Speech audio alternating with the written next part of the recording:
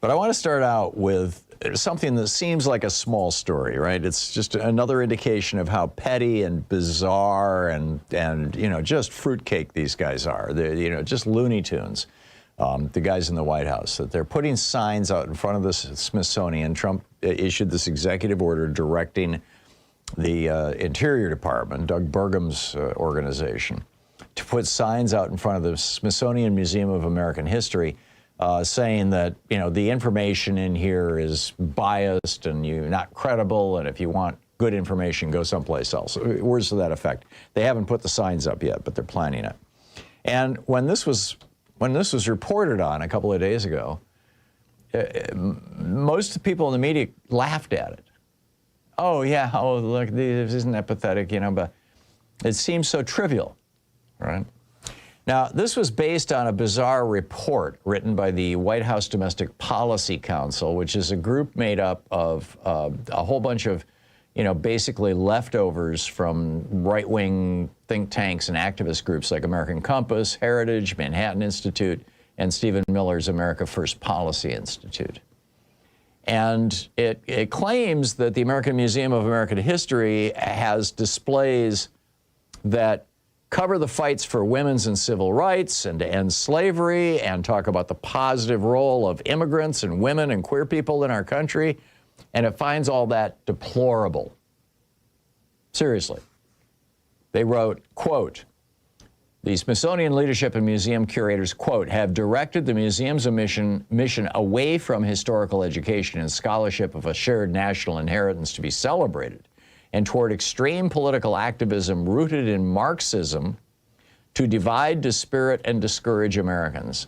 And they have denigrated and displaced whites, males, Christians, and Americans while focusing on race in areas where it has little to no historical relevance. I mean, you know, they're complaining about the fact that it's not a white supremacist museum.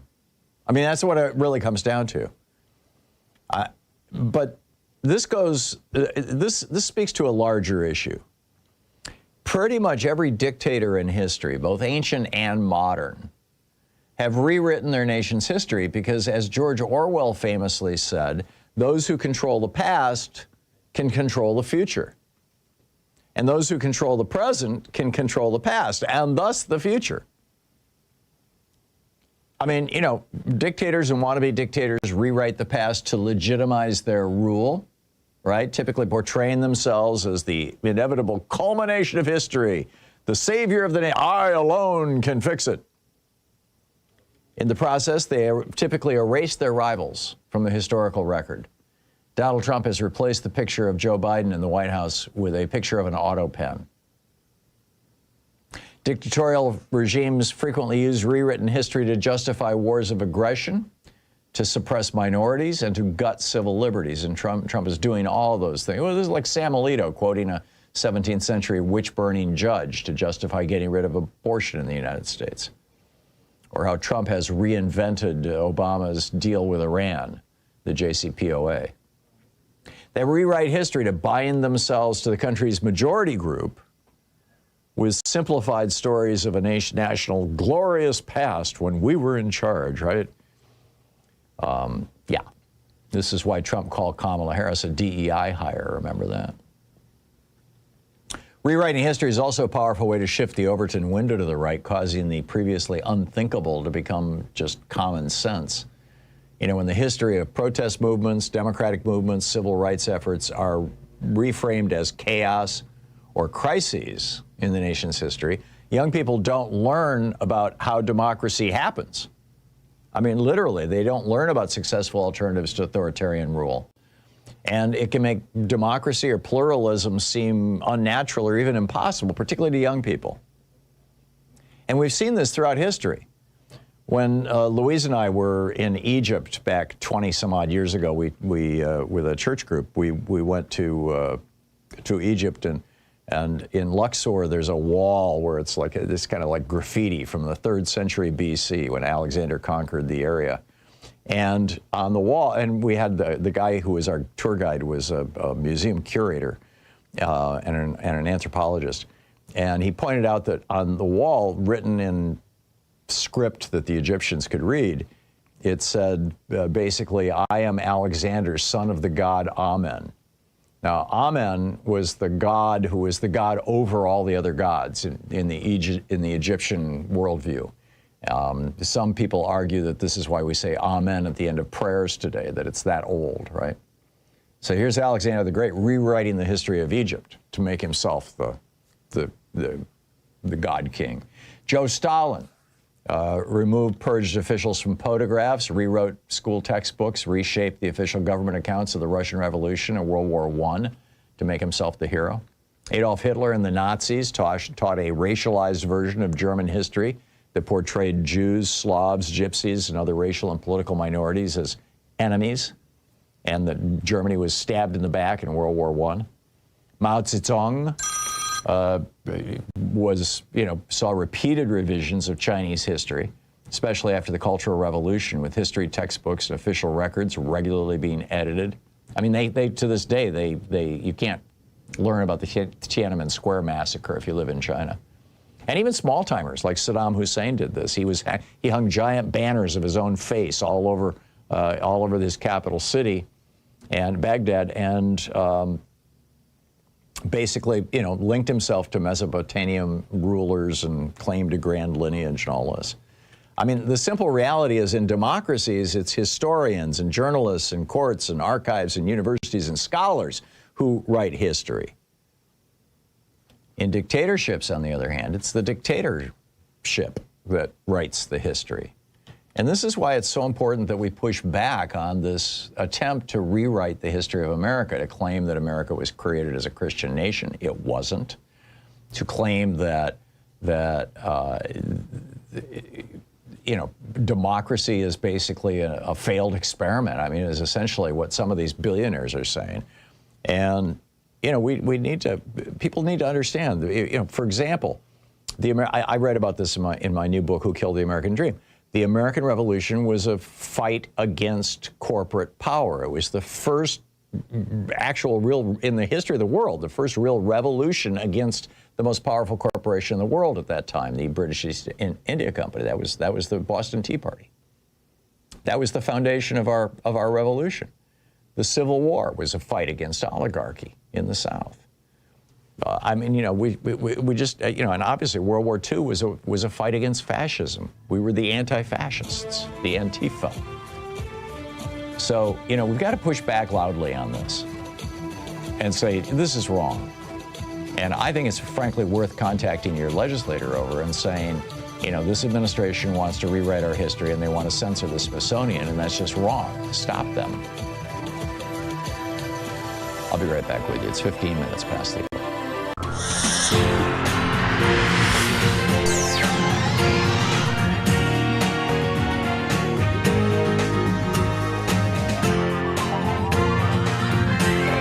We say fight back!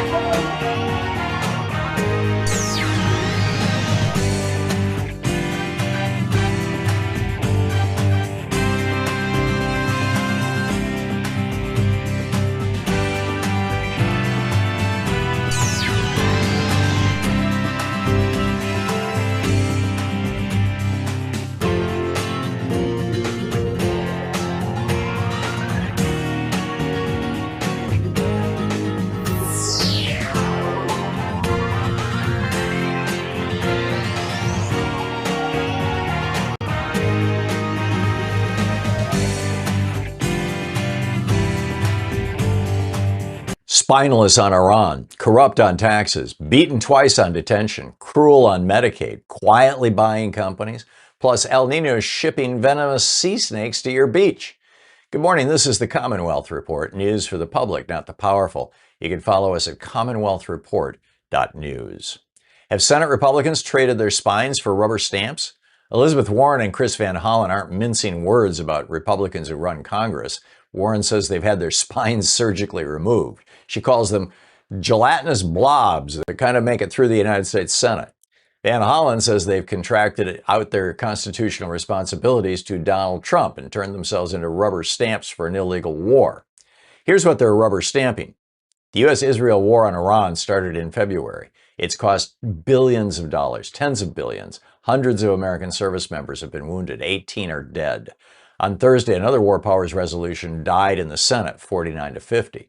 The House has passed one twice. The Senate keeps killing it. And only 29% of Americans approve of how Trump's handling Iran, while 69% disapprove. Congress has the sole power to declare war. It just won't use it. Why did Republicans just hand Trump a free pass on his taxes? Thursday, the Senate Finance Committee voted down an amendment that would have banned the IRS from cutting audit immunity deals with a sitting president, his family, or his businesses. The vote was straight down party lines. Every single Republican said no.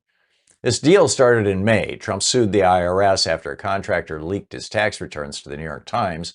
The administration offered to settle by exempting Trump and his family from audits and by creating a $1.8 billion fund for anybody claiming political persecution. Elizabeth Warren cast her lone vote against the underlying bill. No other taxpayer ever has gotten this kind of deal, she said. She called it corruption on steroids. John Cornyn and Tom Tillis both say they oppose the immunity deal. Then they vote to protect it. Two more courts just told Trump he can't cage people without a hearing. Two federal appeals courts ruled against Trump's mass detention policy on Thursday. The Ninth Circuit and the Seventh Circuit both rejected the administration's claim that a 1996 immigration law requires locking up every undocumented person with no chance at bond. The Ninth Circuit vote was 2-1, and the majority opinion was written by Daniel Bress, a Trump appointee. The court said mandatory detention was meant for people caught right at the border, not for people who've lived here for years building families and businesses. That makes 6 federal appeals courts ruling against this policy. Only 2 have sided with Trump. Pramila Jayapal called it a big win, saying immigrants, quote, who have contributed to our communities and have lived here for years deserve dignity. This is headed for the Supreme Court. Due process should not depend on which circuit you get arrested in. Should a dying cancer patient have to prove she's too sick to work? Under a new Trump administration rule, a terminal diagnosis is not enough to get you out of Medicaid work requirements. Cancer, HIV, Parkinson's, none of it counts by itself. You also have to document that your illness, quote, significantly impairs your ability to work 80 hours a month. Democratic attorneys general from 25 states and the District of Columbia have sued to stop this. Thursday, a federal judge in Massachusetts refused to block the rule, so it moves ahead. The work requirements hit in January. Remember where this came from. Last year's Republican tax and budget bill shoved over $1 trillion in tax cuts to the richest 1%, then helped pay for it by making sick poor people fill out forms. More than 4 in 10 cancer patients over 50 burn through everything they own within 2 years. Now they get homework, too. More communism from Trump?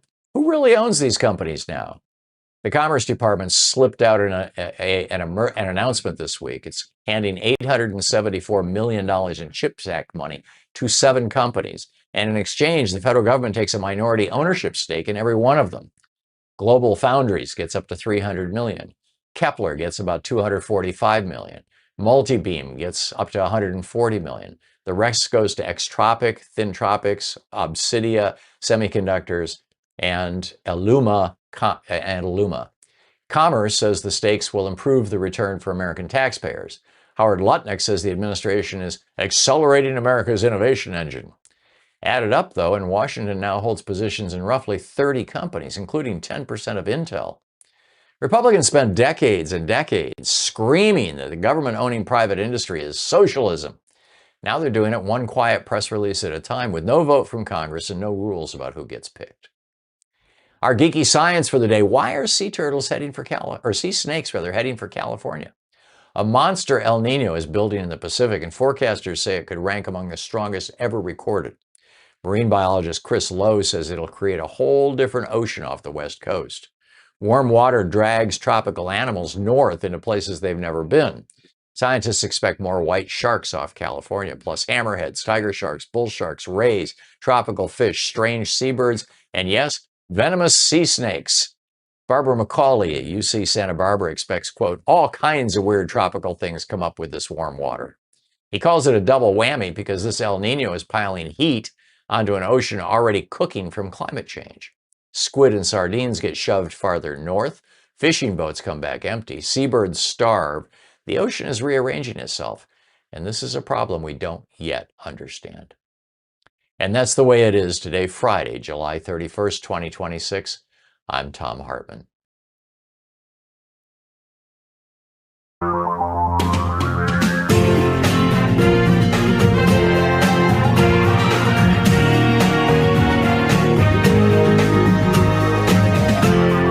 This is the Thom Hartmann Program. Hey, it's Friday, TGIF, Shabbat Shalom, Juma Mubarak. It is the end of the week and the beginning of the weekend here, more or less.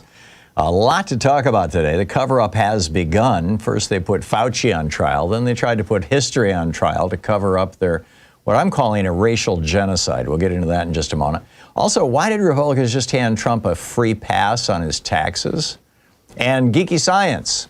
Poisonous sea snakes heading for California? Whoa. In the second hour of our program, two more courts just told Trump he can't cage people without a hearing.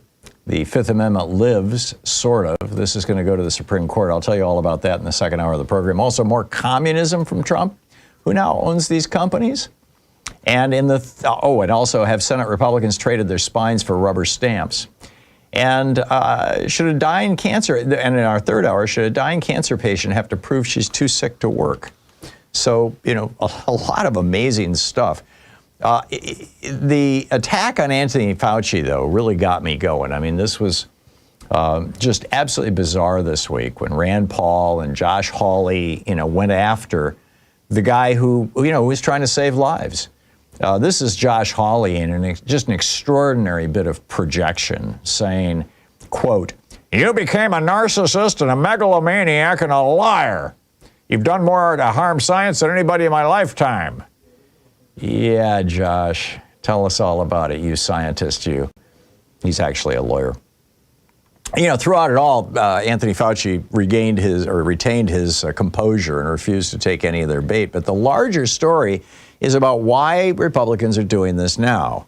Now, most of the media is treating this like a straight-up deflection, that they're doing this to cause us to pay attention to something other than the fact that gas is over $4 a gallon, that you can't afford your groceries, that you can't find a place to rent that you can afford or buy, for that matter, that the war in Iran is continuing. We've got 18 dead Americans, hundreds of injured, severely injured Americans.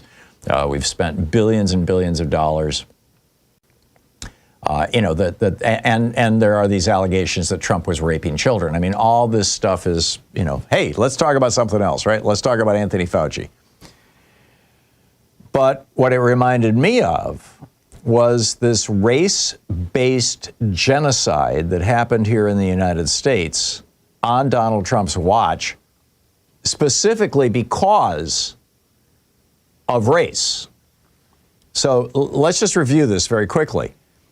In March of 2020, on March 5th, there were only 129 known cases in the United States of COVID, only 11 deaths. But 33 days later, just a month later, in early April, you had over 10,000 Americans dead of COVID, and they were using refrigerated trucks outside New York hospitals to hold the dead bodies. I mean, people were terrified. We were washing our groceries because we didn't know how this disease was transmitted. We were all scared to death, right?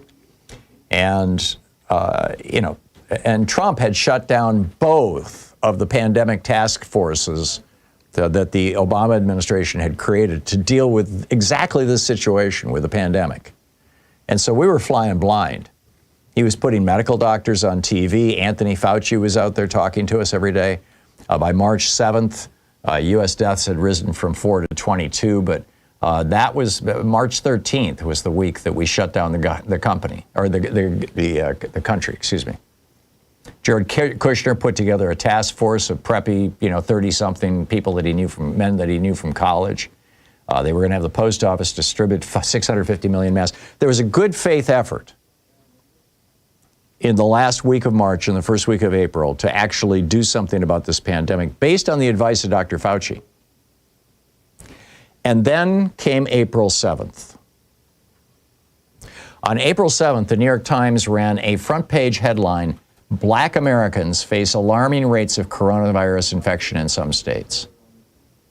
That was followed the following day, April 8th, by a New York headline that said, a New York Times headline, front page, Black Americans bear the brunt of as deaths climb. And this thing just exploded across conservative media. The New York Times wrote, this is on April 7th, the coronavirus is infecting and killing black people in the United States in disproportionately high rates. In Illinois, 43% of people who've died from the disease and 28% of those who've tested positive are African Americans, a group that makes up just 15% of the state's population. And then they go on to say the same thing is happening in Michigan and Louisiana. And, you know, disproportionately, it's black people who are dying from this disease. And right across the right wingosphere, there was a what the hell? Rush Limbaugh came out and said, you know, I've been waiting for the racial component with the coronavirus. The coronavirus now hits African Americans harder than illegal aliens, harder than women. It hits African Americans harder than anybody. Disproportionate representation. And of course it did, because every disease hits black Americans harder because of 500 years of institutional racism, leaving large pockets of black poverty across the United States and making it harder for black people to get the kind of jobs that provide health insurance and you know, to live a healthy lifestyle, to even be able to afford, you know, healthy groceries. This is the racially rigged economy. It's got nothing to do with COVID. It's not that COVID kills people whose skin is darker. It's that COVID kills poor people.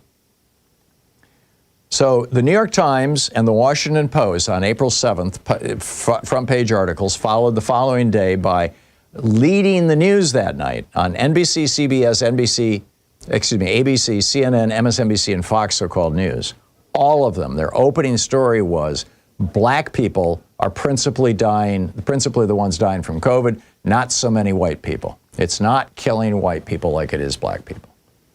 So Tucker Carlson goes on Fox News and says, we can begin to consider how to improve the lives of the rest, you know, the white people, the countless Americans who have been grievously hurt by our response to this. How do we get 17 million of our most vulnerable citizens, the black people and Hispanic people, back to work? That's our task. You got it? I mean, this is exact, and all of a sudden, right across the right wing, you had, you know, Britt Hume talking about, well, the disease turned out to be not quite as dangerous as we thought, at least for white people, right? Now, on that day in April, 12,677 Americans were dead. And the right-wing media knew that going forward, most of the non-elderly people who were dying would be brown or black. And so, hey, it's time to get back to work. On April 13th, the U.S. Chamber of Commerce published a policy paper titled Implementing a National Return to Work Plan. The next day, Freedom Works, you know, the group that did the Tea Party, called for an economic recovery program. 3 days after that, the all-white House Freedom Caucus tweeted a statement saying it's time to reopen the country. This is when they turned on Fauci. And there had been this task force I mentioned that Jared Kushner had put together, and they, in an article in The Atlantic, they were quoted, one of their people was quoted as saying, Jared Kushner came up with this great idea. Since most of the people who are dying are black, and they are in blue cities, in blue states, in New York and Los Angeles and Seattle, let's blame it on the Democratic governors. And Trump actually started doing that. He started blaming the deaths on Democratic governors over and over and over again. And this person in Jared's group said this will be an effective political strategy to simply say it's the fault of the Democratic governors, and hey, it's mostly black and brown people dying, and so don't worry, let's put this country back together because Donald Trump is running for re-election this November, and we've got to get the economy running in order to get him back, you know, keep him in office. I mean, ultimately it didn't work, but, you know, the story, you can read my op-ed. I've got dozens of documentation points on this. It was that once the Trump administration and the white guys in the Trump administration realized that most of the people who were dying from COVID back in 2020 were black or brown, they were gung-ho to reopen the economy and force black and brown people, the frontline workers. In fact, Trump even used the Defense Production Act with the meatpacking plants, which are 90% black and brown. And the 10% that are white are the poor whites, and they don't care about the poor whites either, to force them back to work. I mean, you know, something that hadn't been used for, you know, since World War II. And so here we are, this slaughter According to The Lancet, 500,000 Americans died unnecessarily. We had the highest COVID death rate in the world because of this policy, because Rand Paul was saying, oh, we need herd immunity. Let's push the black and brown people back to work. That's what they're trying to cover up. They're trying to cover up a mass slaughter of black and brown people in America just because they wanted to get the economy back going so that Trump could get elected.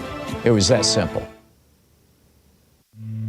This is the Thom Hartmann Program. 16 minutes past the hour. We'll be back with more of the news of the day and your calls in just a minute. Stick around.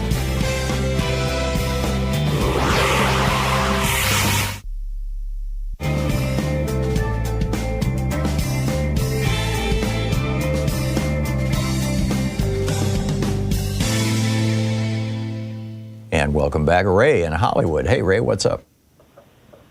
Okay, good morning, Tom, and good morning to everyone. I've heard your report about the morbidly rich. I have 4 additional descriptions that you might like to hear or use. Number 1 would be spoiled rich brats.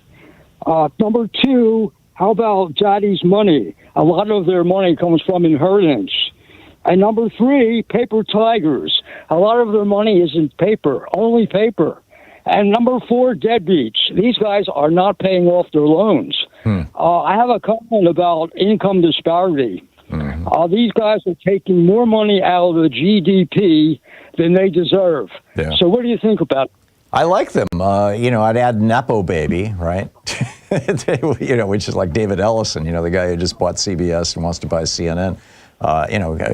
People who were basically born with a silver spoon in their mouths. So, yeah, great suggestion, Ray. Thank you very much. David in Woodland Hills, California. Hey, David, what's up? Well, I call them the ones that want to have their cake and eat yours, too. But if you will grant me a moment, a minute here for a rant. Tom, in the movie Network, the CEO is berating the befuddled reporter. He says there's no longer countries. There are only corporations. Exxon, Mobil, they control the world. Well, now, Tom, there are no longer corporations. There are oligarchic fiefdoms gobbling up corporations all over the world. Worldwide, democracies already fought and lost World War III, and we didn't even know we were in it. It was a mostly silent, fiefdom-generating economic coup. It began with the stealing of the 2000 election. Since then, oligarchs control everything. The courts, the politicians, the militaries, the economy, the wealth of the world. They got about 80% of all of it. And now we are at the dawn of World War IV,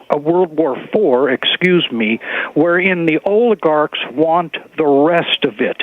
Their goal is to thin the herd down to about 1 billion people, roughly, because they know the global warming world they created, profit from, and deny all the way to the bank can no longer sustain 8 to 10 billion people. And with robots and AI, they don't need us anymore. Finally, global warming they created and maintain is one of their main weapons.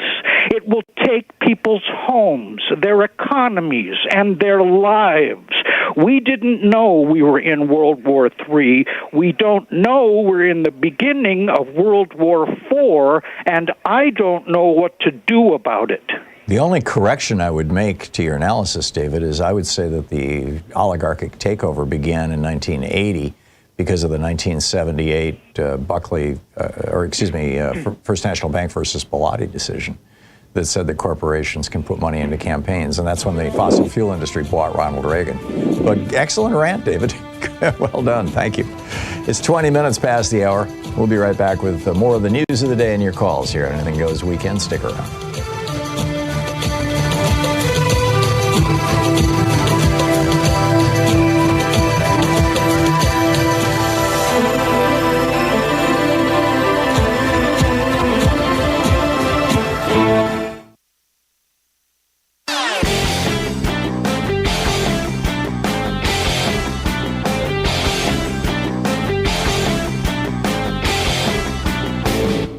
Want news that actually has your back? The Commonwealth Report brings you honest, unfiltered reporting. News for the public, not the powerful. Twice daily updates that matter.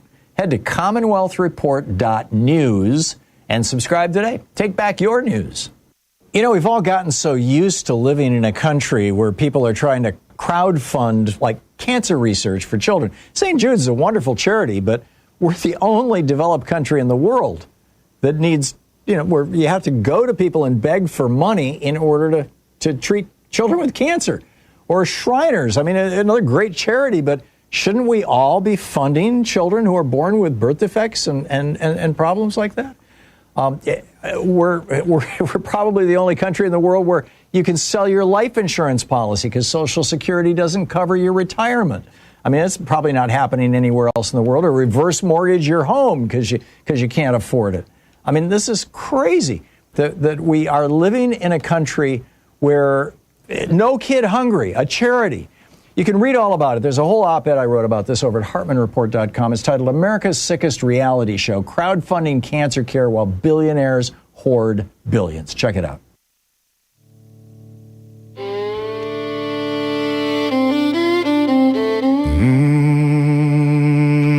They're dragging one old doctor into the light, hoping we'll forget who darkened the night.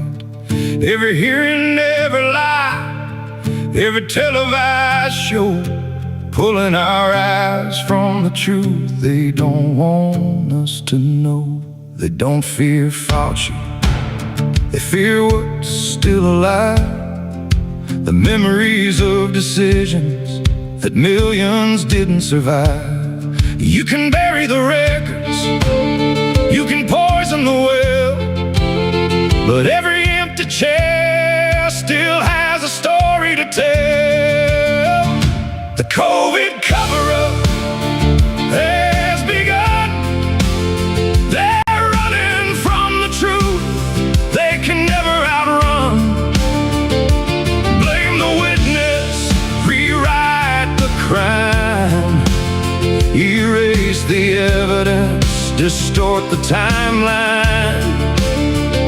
But history remembers what power denies, and the dead don't disappear because politicians lie. Some stayed safely working behind closed doors.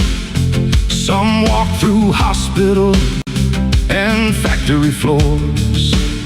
Sirens kept screaming while the cameras moved on. Families kept breaking long after the headlines were gone. You can silence a scientist, you can rewrite the page, but grief has a memory, and memory becomes rage.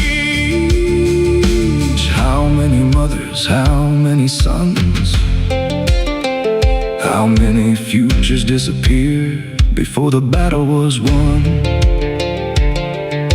Truth waits patiently, it never grows old. One day every secret will finally be told. The COVID cover-up. 24 minutes past the hour. Welcome back. Corruption on steroids. Donald Trump cut this deal. There is actually a signed agreement between Donald Trump and the Department of Justice that says that going forward, the Department of Justice and the Internal Revenue Service may not reclaim any of the money. Right, the IRS has been trying to recover $100 million from Donald Trump for over a decade now for tax fraud, basically. He claimed $100 million worth of deductions on his Chicago property that were improper, shall we say. He claimed the same deduction 2 years in a row. And they've been trying to collect this money from him. So he's got this signed deal that says that money will not be collected, nor will his tax returns ever be examined ever again, nor those of Uday or Kusei, or those of Jared and Ivanka, or those of anybody who works with him in the White House, or any of the companies that he and his his sons or his son-in-law own, none of them are subject to IRS scrutiny. And he gets to keep all the money, and he doesn't have to pay taxes anymore. In fact, none of these people have to pay income taxes anymore because they're just not subject to oversight by the IRS. So Democrats proposed a piece of legislation, an amendment to a funding bill that's probably going to pass, that simply said Donald Trump may not escape liability from the IRS. And Donald Trump and his friends and families. In other words, he can't do that. And all 14 Republicans on the Senate Finance Committee voted to say, no, we will not pass this amendment. It failed. It failed in the committee. It's not going to the floor for a vote. So Congress now, the Republicans in Congress, these Republicans in the Senate Finance Committee, are officially on record saying that if Donald Trump wants to become king, the king shall not be investigated. The king shall not be pried into. The king's doings are private. The king does not have to pay taxes. If Donald Trump wants to become king, that's fine with them. In fact, they would prefer it that way. This is not your father's Republican Party or your mother's Republican Party. This is something brand new. This is bizarrely corrupt. Yes, Donald Trump, he's king, he's emperor, all hail, all bow down to the great King Trump. My God. You're listening to the Thom Hartmann Program. Call 202-808-9925. Meanwhile, the El Nino is giving us a whole brand new ocean. I'll tell you about that, and I'll pick up your calls on the other side of the break. Stay with us.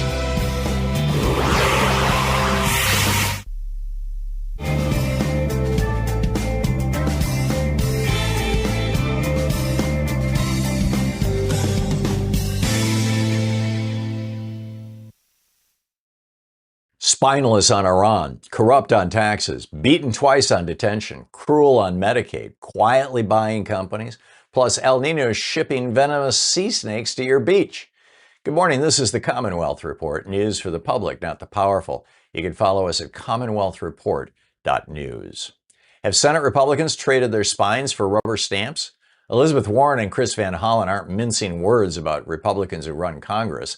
Warren says they've had their spines surgically removed. She calls them gelatinous blobs that kind of make it through the United States Senate. Van Hollen says they've contracted out their constitutional responsibilities to Donald Trump and turned themselves into rubber stamps for an illegal war. Here's what they're rubber stamping. The U.S.-Israel war on Iran started in February. It's cost billions of dollars, tens of billions. Hundreds of American service members have been wounded. 18 are dead. On Thursday, another War Powers resolution died in the Senate, 49-50. The House has passed one twice. The Senate keeps killing it. And only 29% of Americans approve of how Trump's handling Iran, while 69% disapprove. Congress has the sole power to declare war. It just won't use it. Why did Republicans just hand Trump a free pass on his taxes? Thursday, the Senate Finance Committee voted down an amendment that would have banned the IRS from cutting audit immunity deals with a sitting president, his family, or his businesses. The vote was straight down party lines. Every single Republican said no. This deal started in May. Trump sued the IRS after a contractor leaked his tax returns to the New York Times. The administration offered to settle by exempting Trump and his family from audits and by creating a $1.8 billion fund for anybody claiming political persecution. Elizabeth Warren cast her lone vote against the underlying bill. No other taxpayer ever has gotten this kind of deal, she said. She called it corruption on steroids. John Cornyn and Tom Tillis both say they oppose the immunity deal. Then they vote to protect it. Two more courts just told Trump he can't cage people without a hearing. Two federal appeals courts ruled against Trump's mass detention policy on Thursday. The Ninth Circuit and the Seventh Circuit both rejected the administration's claim that a 1996 immigration law requires locking up every undocumented person with no chance at bond. The Ninth Circuit vote was 2-1, and the majority opinion was written by Daniel Bress, a Trump appointee. The court said mandatory detention was meant for people caught right at the border, not for people who've lived here for years building families and businesses. That makes 6 federal appeals courts ruling against this policy. Only 2 have sided with Trump. Pramila Jayapal called it a big win, saying immigrants, quote, who have contributed to our communities and have lived here for years deserve dignity. This is headed for the Supreme Court. Due process should not depend on which circuit you get arrested in. Should a dying cancer patient have to prove she's too sick to work? Under a new Trump administration rule, a terminal diagnosis is not enough to get you out of Medicaid work requirements. Cancer, HIV, Parkinson's, none of it counts by itself. You also have to document that your illness, quote, significantly impairs your ability to work 80 hours a month. Democratic attorneys general from 25 states to the District of Columbia have sued to stop this. Thursday, a federal judge in Massachusetts refused to block the rule, so it moves ahead. The work requirements hit in January. Remember where this came from. Last year's Republican tax and budget bill shoved over $1 trillion in tax cuts to the richest 1%, then helped pay for it by making sick, poor people fill out forms. More than 4 in 10 cancer patients over 50 burn through everything they own within 2 years. Now they get homework, too. More communism from Trump? Who really owns these companies now? The Commerce Department slipped out an announcement this week. It's handing $874 million in CHIPS Act money to 7 companies. And in exchange, the federal government takes a minority ownership stake in every one of them. Global Foundries gets up to $300 million. Kepler gets about $245 million. Multibeam gets up to $140 million. The rest goes to Extropic, Thintropics, Obsidia, Semiconductors, and Illuma. Commerce says the stakes will improve the return for American taxpayers. Howard Lutnick says the administration is accelerating America's innovation engine.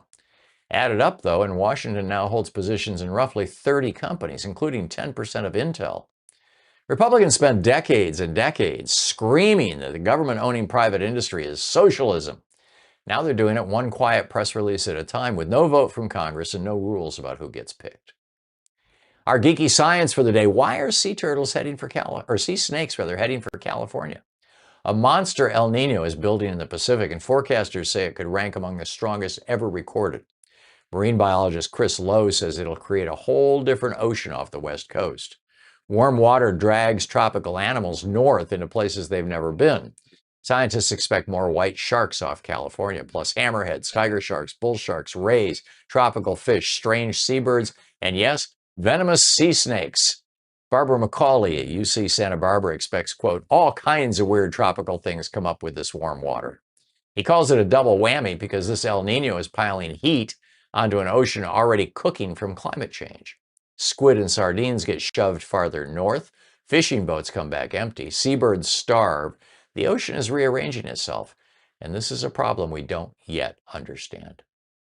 And that's the way it is today, Friday, July 31st, 2026. I'm Thom Hartmann.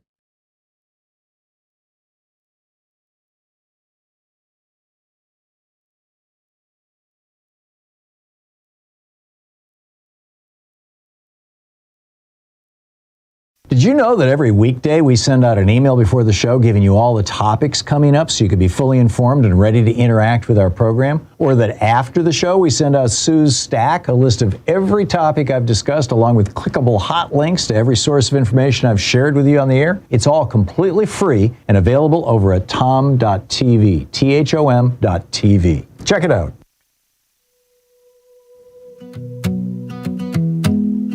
Welcome back. 34 minutes past the hour. So this intensifying El Nino, by the way, this is going to be the worst ever, according to the forecasts. We're going to have weather starting this the El Nino really hits in October.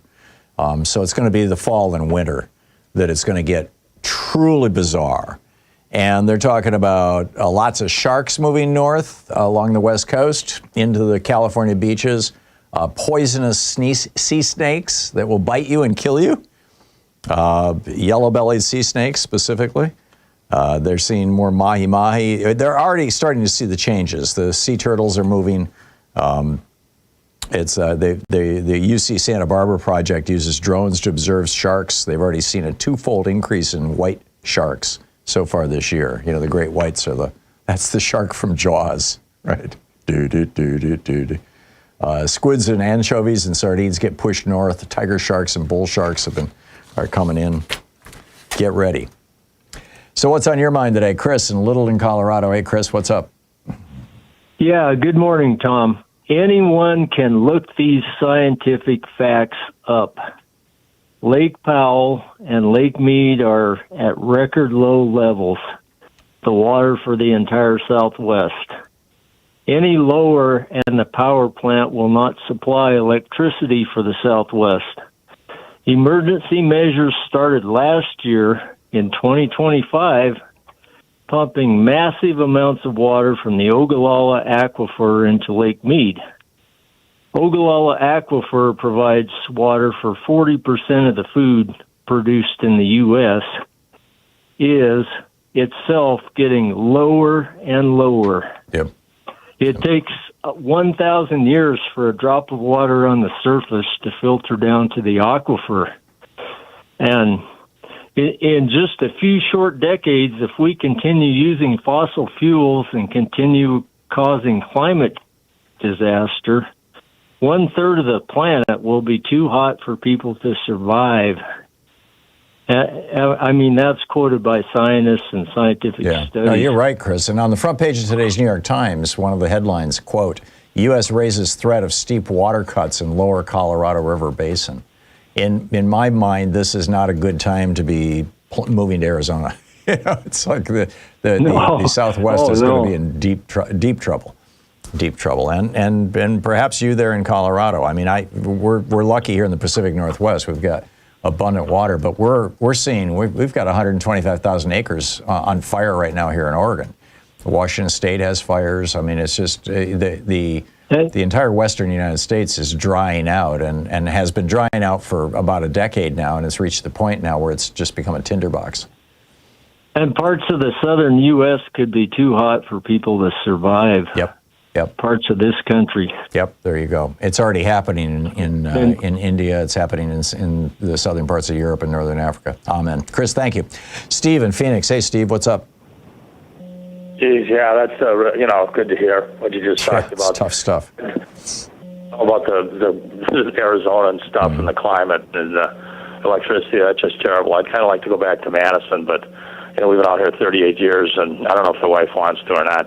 Oh, you are in Phoenix. Holy cow! I was just it's going to be a tough one. There's three power companies, APS, SRP, and ED3. Might be somebody else too. I think we're okay maybe with one we got, but at any rate, I wanted to talk about Mitch, but during your break, I happened to look at Fox, and they had on the Chiron. It says Trump told Zelensky to get the war over with. Apparently. They also said that Trump's unsure whether they're going to give Ukraine Patriot missiles. Right, yeah, that's in the New York Times right now. Okay, and he also says he has to be careful with who he's handed weapons out to. Well, Didn't he do something with Saudi Arabia just recently? I don't know. It's just ridiculous. Yeah. Well, what he means is if your government hasn't given his family $1 billion, literally, I mean, Saudi Arabia gave Jared $2 billion. If your family hasn't given if your country hasn't given his family $1 billion, you're not going to get what you want. And that's the mistake Zelensky made, is he didn't bring, a 5-pound gold bar to give to Trump. Yeah, he didn't back the Brinks truck back up to. Steve, Tim Cook knows this. He figured that out. He brought a gold bar for Trump, and Trump gave him tariff exemptions. I mean, if you want something from Trump, you've got to bribe him. It's that simple. Yep, you're spot on. This Mitch McConnell thing. This is approaching August here. Tomorrow's August 1st, I believe, and I think there's a deadline in Kentucky August 3rd. Yeah, if Massey otherwise Massey can't get on the ballot or no one else. It'll be much harder for Massey to get on the ballot. Yeah. Now, where is Mitch? Where is he? Can't Hakeem Jeffries or Chuck Schumer or somebody else or Andy Beshear, the Kentucky governor, can't they do anything to find where this guy out is? Where he is? I don't get it. I would think that Andy Beshear could send. There's this thing called wellness checks. They're like the law in every state. If somebody has a legitimate concern about a friend, a relative, the person living down the street, somebody maybe being in trouble, the police can enter their home without a warrant to see how they're doing. And I don't know why Andy Beshear does not order the state police of Kentucky to do a wellness check on Mitch McConnell. I don't get it. I totally concur with you, Tom. And let me put it this way. If the shoe was on the other foot, let's say Bernie Sanders or Adam Schiff was gone missing for, the amount of time that Mitch has been gone. What do you think they would do? You'd have 100 YouTubers out in front of the hospital, and constant vigil, questioning every single person who goes in and out. I mean, it would be wild. I mean, it's amazing how respectful and cautious Governor Beshear and the Democrats in Kentucky have been about this. It's crazy. Yeah. Have a good weekend, Tom. Thanks a lot. Thanks a lot, Steve. You too. CC in Northbrook, Illinois. Hey, CC, what's on your mind today?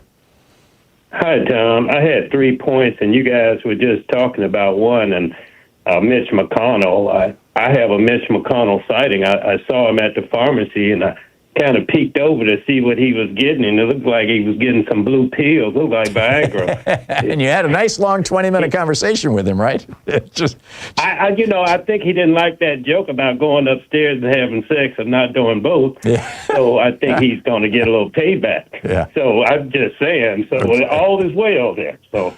All right. Well, that's reassuring. But my main point, Tom, is Tom, we do need a feel-good Friday. We really do. I like the pet stories that people tell. They lift me up. I like pets.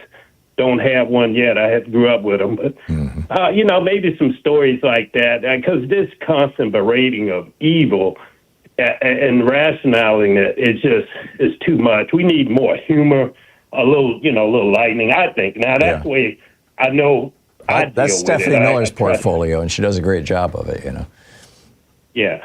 But my main point I wanted to make was because Trump has no cards, and he's desperate. I was just watching him on MSNBC, MS Now, this morning, and he was blaming the governor of Minnesota for the cyber attack on the water plants in 7 states. Yeah.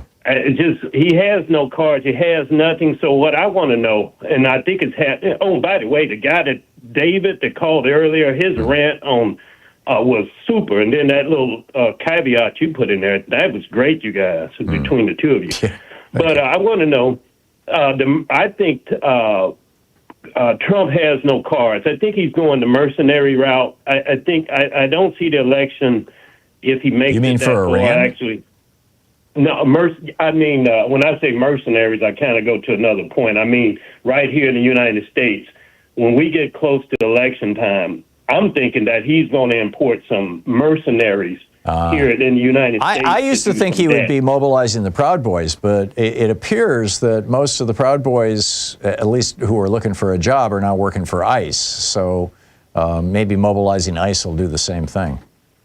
Right, but he wants to slip some real killers in there. I mean, not that they won't kill nobody, but I don't think they'll do it at the level of somebody expert. Yeah. That's just me. I'm just getting into I get it. Because he's just desperate. He's desperate. That's a good analysis, you see. Yeah, he truly is, and so are the Republicans around him, and that's why they're talking about, making it so married women can't vote and stuff like that. I mean, this is desperation. Cece, thank you. It's great hearing from you. Appreciate it. 44 minutes past the hour. I'll be back with more of your calls in just a minute. It's Anything Goes Weekend.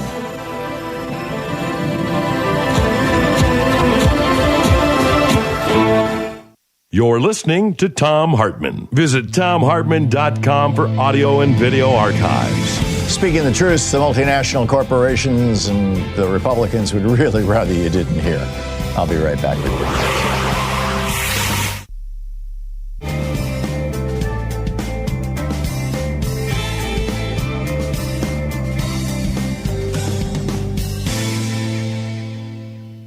And welcome back. Tony in Buffalo, New York. Hey, Tony, what's up? Well, 2 things. The president issued an executive order yesterday that is ending the drug subsidies program for people on Medicare. I think there's a $2,000 amount that's involved here, and that program ends at the end of December of this year. That's correct. That's another one of his ways of cheating the American public. That's right. What's going to happen is that your premiums on your Part D plan are probably going to go up $10 or $20 a month. Well, you're going to pay for things more. It's going to cost. Yep. Okay. Secondly, if you think that Tillis or coroners are going to stop the allowing of this new attorney general, you got a thing coming. By the way, most commentators keep talking about getting a paper from the current attorney general. That's not going to do it. You have to have Trump's signature on any agreement.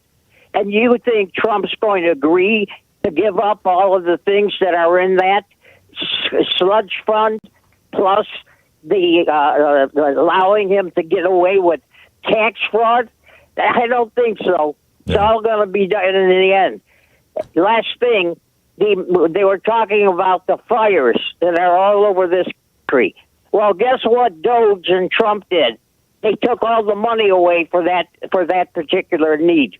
Right, for fire. For firefighting and for fire detection. Yeah, you're absolutely right. Yeah, they took it all away. It was over 10 million, I think, or more. Yeah, it was so, I don't recall the amount either. It was a substantial amount. Tony, thank you. That was brilliant. Elizabeth in Staten Island, New York. Hey, Elizabeth, what's on your mind today? Hi, good morning. Well, my topic was, and I'll just expand on it, was the Trump administration to end drug plan subsidies for Medicare. Mm-hmm. This will affect the premiums. It's roughly about 6% increase. That 6% goes through 2029 under the Inflation Reduction Act. Now, what I wanted to add is I do not believe it's going to affect Medicare Advantage plans, which to me, this is another driving force to try to get people into Medicare Advantage. I agree. And I wanted people to be aware of that. And also, already the deductible for Part D plans, it went from $590 to $615 this January, past January. So this is just going to hurt seniors so much. Yeah, and that's the plan. I mean, the Republicans do not like Social Security or Medicare. They want to privatize them both. Medicare is now more than half privatized with Medicare Advantage plans, and this Trump baby accounts is the thing that they hope will start the process of privatizing Social Security, much like back in 2005 when George W. Bush invented Medicare Advantage. That began the process of privatizing Medicare. I mean, that's the big goal here, is to turn both of these programs over to their buddies in Wall Street. This is so frightening. I mean, I'm a nurse. I work in a hospital. Mm-hmm. I'm so concerned about the elderly. When the Medicaid cuts kick in at the end of December, beginning of January, look at all the 40% of the nursing home patients are on Medicaid. Yep. What's going to happen to them? Yeah, there's 10 million people at least are going to lose their Medicaid. That's a conservative estimate, by the way. Elizabeth, thank you. I share your concerns. The simple answer is vote out all the Republicans. They're the ones who are doing this. Just vote them out of office wherever they are. Elizabeth, thank you. Thank you for the call. We'll be right back.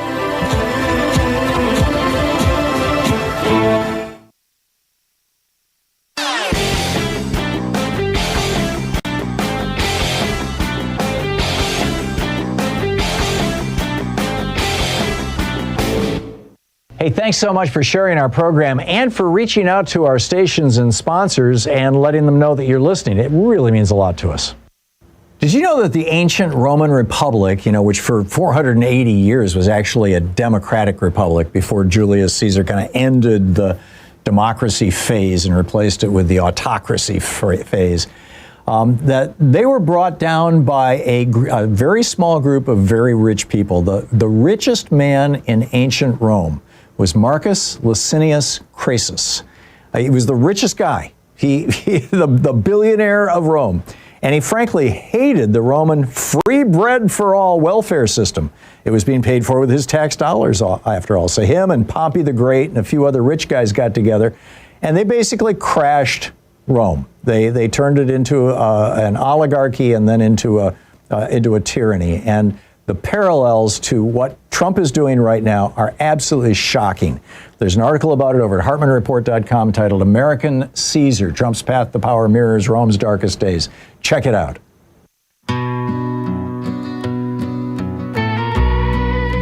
10 minutes before the hour. Welcome back. Mary in Seattle. Hey, Mary, what's up? Mary, listening on KBCS in Seattle. Hi, Tom. Hey, how's everybody today? I wanted to get in on that conversation about COVID and about the community, black community. We had the same false rumors being spread that black people were not dying of COVID and that you didn't have to take the vaccine and that we were resistant to it. So a lot of, especially younger, they were like flaunting it. Like, hey, I'm going to the club. I'm doing this, right? And so, and another thing, you remember, Africa could not get the vaccine because it cost billions of dollars. They didn't have it. And so they were begging the West and any developed nation, hey, give us the vaccine. Nobody did. Guess what? I don't know what the exact death rate was, but hardly anybody died. And they didn't even have the vaccine. I think it had a lot to do with they eat more natural foods. And believe it or not, a lot of the Africans are into natural healing and natural foods and herbs. And a lot of their diet is they're, really into healthy food. Now, if some African women come here to America, they eat the American diet, pretty much just eat all American. They develop lupus and other serious medical problems in 2 type 2 years. diabetes, yeah.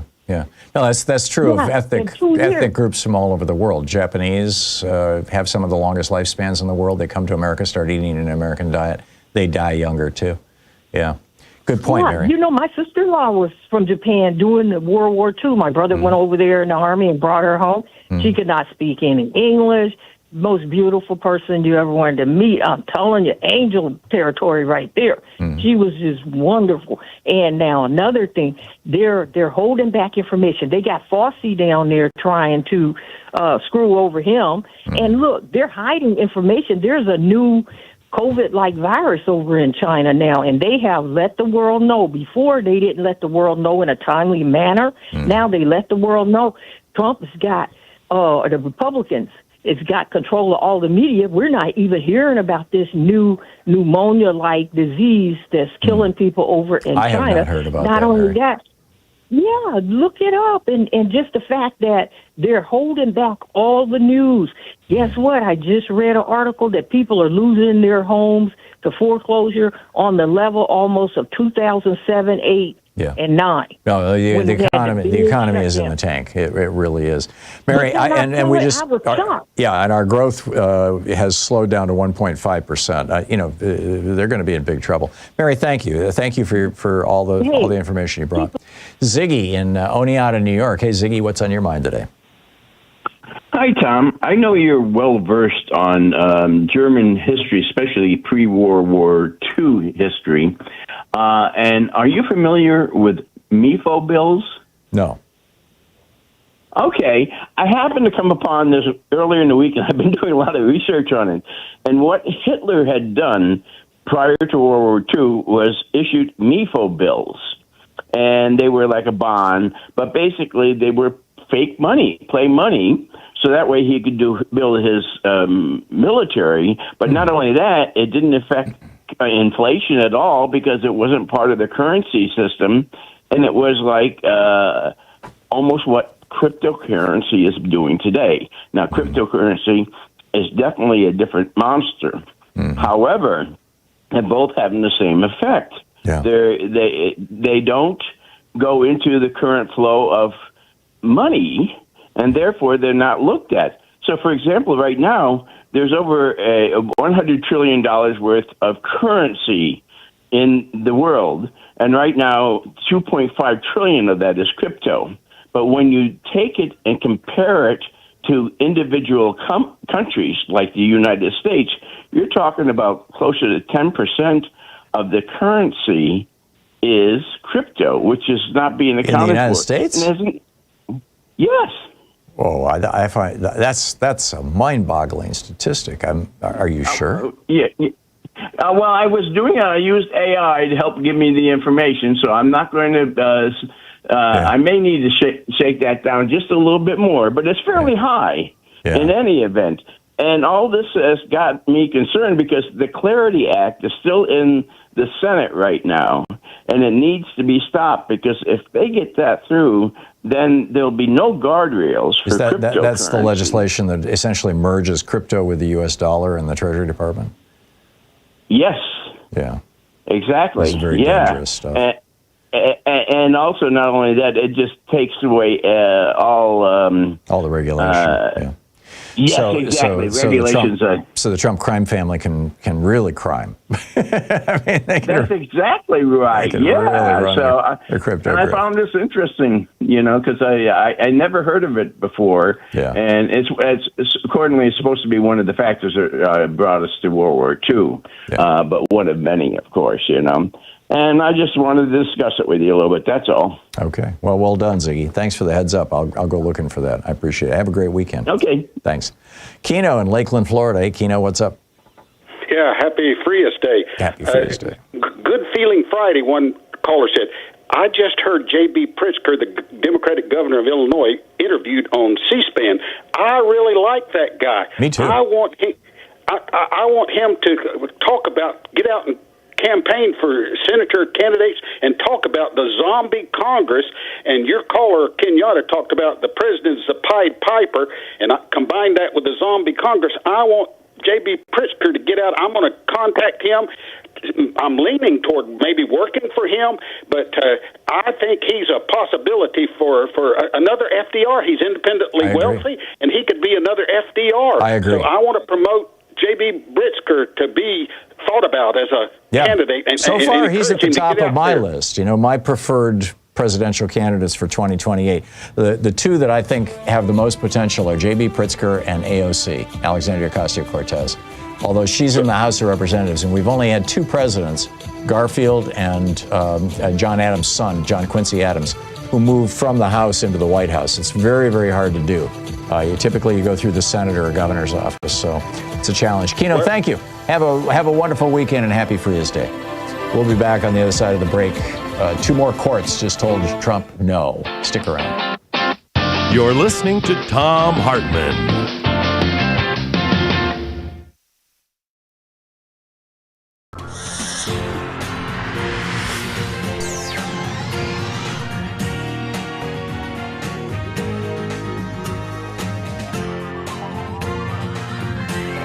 We say fight back!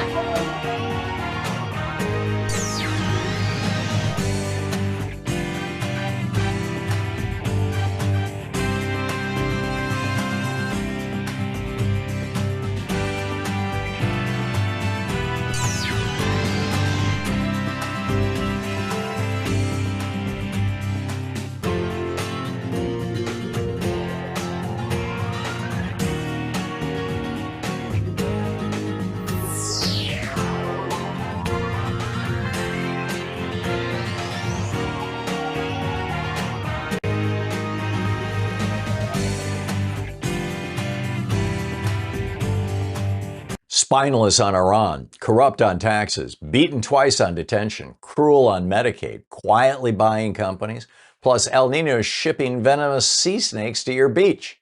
Good morning, this is the Commonwealth Report, news for the public, not the powerful. You can follow us at commonwealthreport.news. Have Senate Republicans traded their spines for rubber stamps? Elizabeth Warren and Chris Van Hollen aren't mincing words about Republicans who run Congress. Warren says they've had their spines surgically removed. She calls them gelatinous blobs that kind of make it through the United States Senate. Van Hollen says they've contracted out their constitutional responsibilities to Donald Trump and turned themselves into rubber stamps for an illegal war. Here's what they're rubber stamping. The U.S.-Israel war on Iran started in February. It's cost billions of dollars, tens of billions. Hundreds of American service members have been wounded. 18 are dead. On Thursday, another War Powers resolution died in the Senate, 49-50. The House has passed one twice. The Senate keeps killing it. And only 29% of Americans approve of how Trump's handling Iran, while 69% disapprove. Congress has the sole power to declare war. It just won't use it. Why did Republicans just hand Trump a free pass on his taxes? Thursday, the Senate Finance Committee voted down an amendment that would have banned the IRS from cutting audit immunity deals with a sitting president, his family, or his businesses. The vote was straight down party lines. Every single Republican said no. This deal started in May. Trump sued the IRS after a contractor leaked his tax returns to the New York Times. The administration offered to settle by exempting Trump and his family from audits and by creating a $1.8 billion fund for anybody claiming political persecution. Elizabeth Warren cast her lone vote against the underlying bill. No other taxpayer ever has gotten this kind of deal, she said. She called it corruption on steroids. John Cornyn and Tom Tillis both say they oppose the immunity deal. Then they vote to protect it. 2 more courts just told Trump he can't cage people without a hearing. 2 federal appeals courts ruled against Trump's mass detention policy on Thursday. The Ninth Circuit and the Seventh Circuit both rejected the administration's claim that a 1996 immigration law requires locking up every undocumented person with no chance at bond. The Ninth Circuit vote was 2-1, and the majority opinion was written by Daniel Bress, a Trump appointee. The court said mandatory detention was meant for people caught right at the border, not for people who've lived here for years building families and businesses. That makes 6 federal appeals courts ruling against this policy. Only 2 have sided with Trump. Pramila Jayapal called it a big win, saying immigrants, quote, who have contributed to our communities and have lived here for years deserve dignity. This is headed for the Supreme Court. Due process should not depend on which circuit you get arrested in. Should a dying cancer patient have to prove she's too sick to work? Under a new Trump administration rule, a terminal diagnosis is not enough to get you out of Medicaid work requirements. Cancer, HIV, Parkinson's, none of it counts by itself. You also have to document that your illness, quote, significantly impairs your ability to work 80 hours a month. Democratic attorneys general from 25 states to the District of Columbia have sued to stop this. Thursday, a federal judge in Massachusetts refused to block the rule, so it moves ahead. The work requirements hit in January. Remember where this came from. Last year's Republican tax and budget bill shoved over $1 trillion in tax cuts to the richest 1%, then helped pay for it by making sick poor people fill out forms. More than 4 in 10 cancer patients over 50 burn through everything they own within 2 years. Now they get homework, too. More communism from Trump? Who really owns these companies now? The Commerce Department slipped out an announcement this week. It's handing $874 million in CHIPS Act money to 7 companies. And in exchange, the federal government takes a minority ownership stake in every one of them. Global Foundries gets up to $300 million. Kepler gets about $245 million. Multibeam gets up to $140 million. The rest goes to Extropic, Thintropics, Obsidia, Semiconductors, and Illuma. Commerce says the stakes will improve the return for American taxpayers. Howard Lutnick says the administration is accelerating America's innovation engine. Added up, though, and Washington now holds positions in roughly 30 companies, including 10% of Intel. Republicans spent decades and decades screaming that the government owning private industry is socialism. Now they're doing it one quiet press release at a time with no vote from Congress and no rules about who gets picked.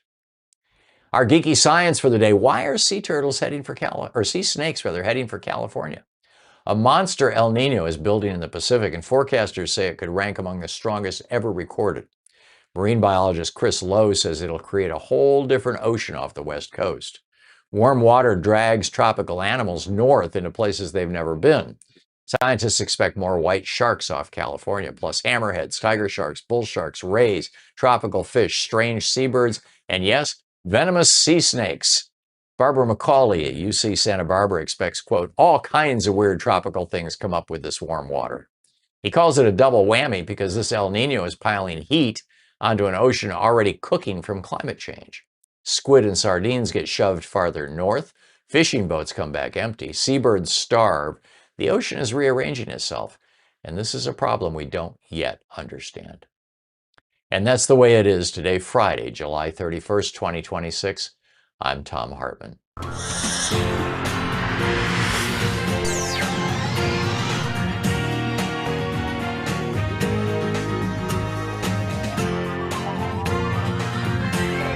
We say fight back!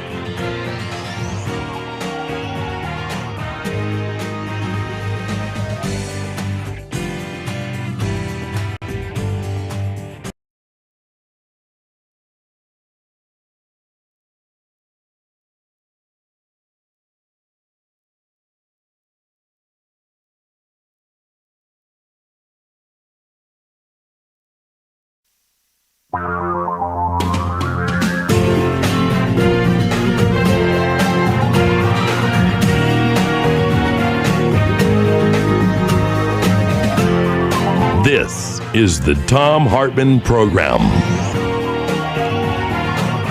Hey, welcome to the second hour of our program. 2 more courts have said no to Donald Trump. I've mentioned before on this program that what Donald Trump is doing, and really Stephen Miller seems to be driving this train, but, you know, it's the Trump administration, in locking up people, immigrants, who have never committed a crime other than being here, which is not a crime.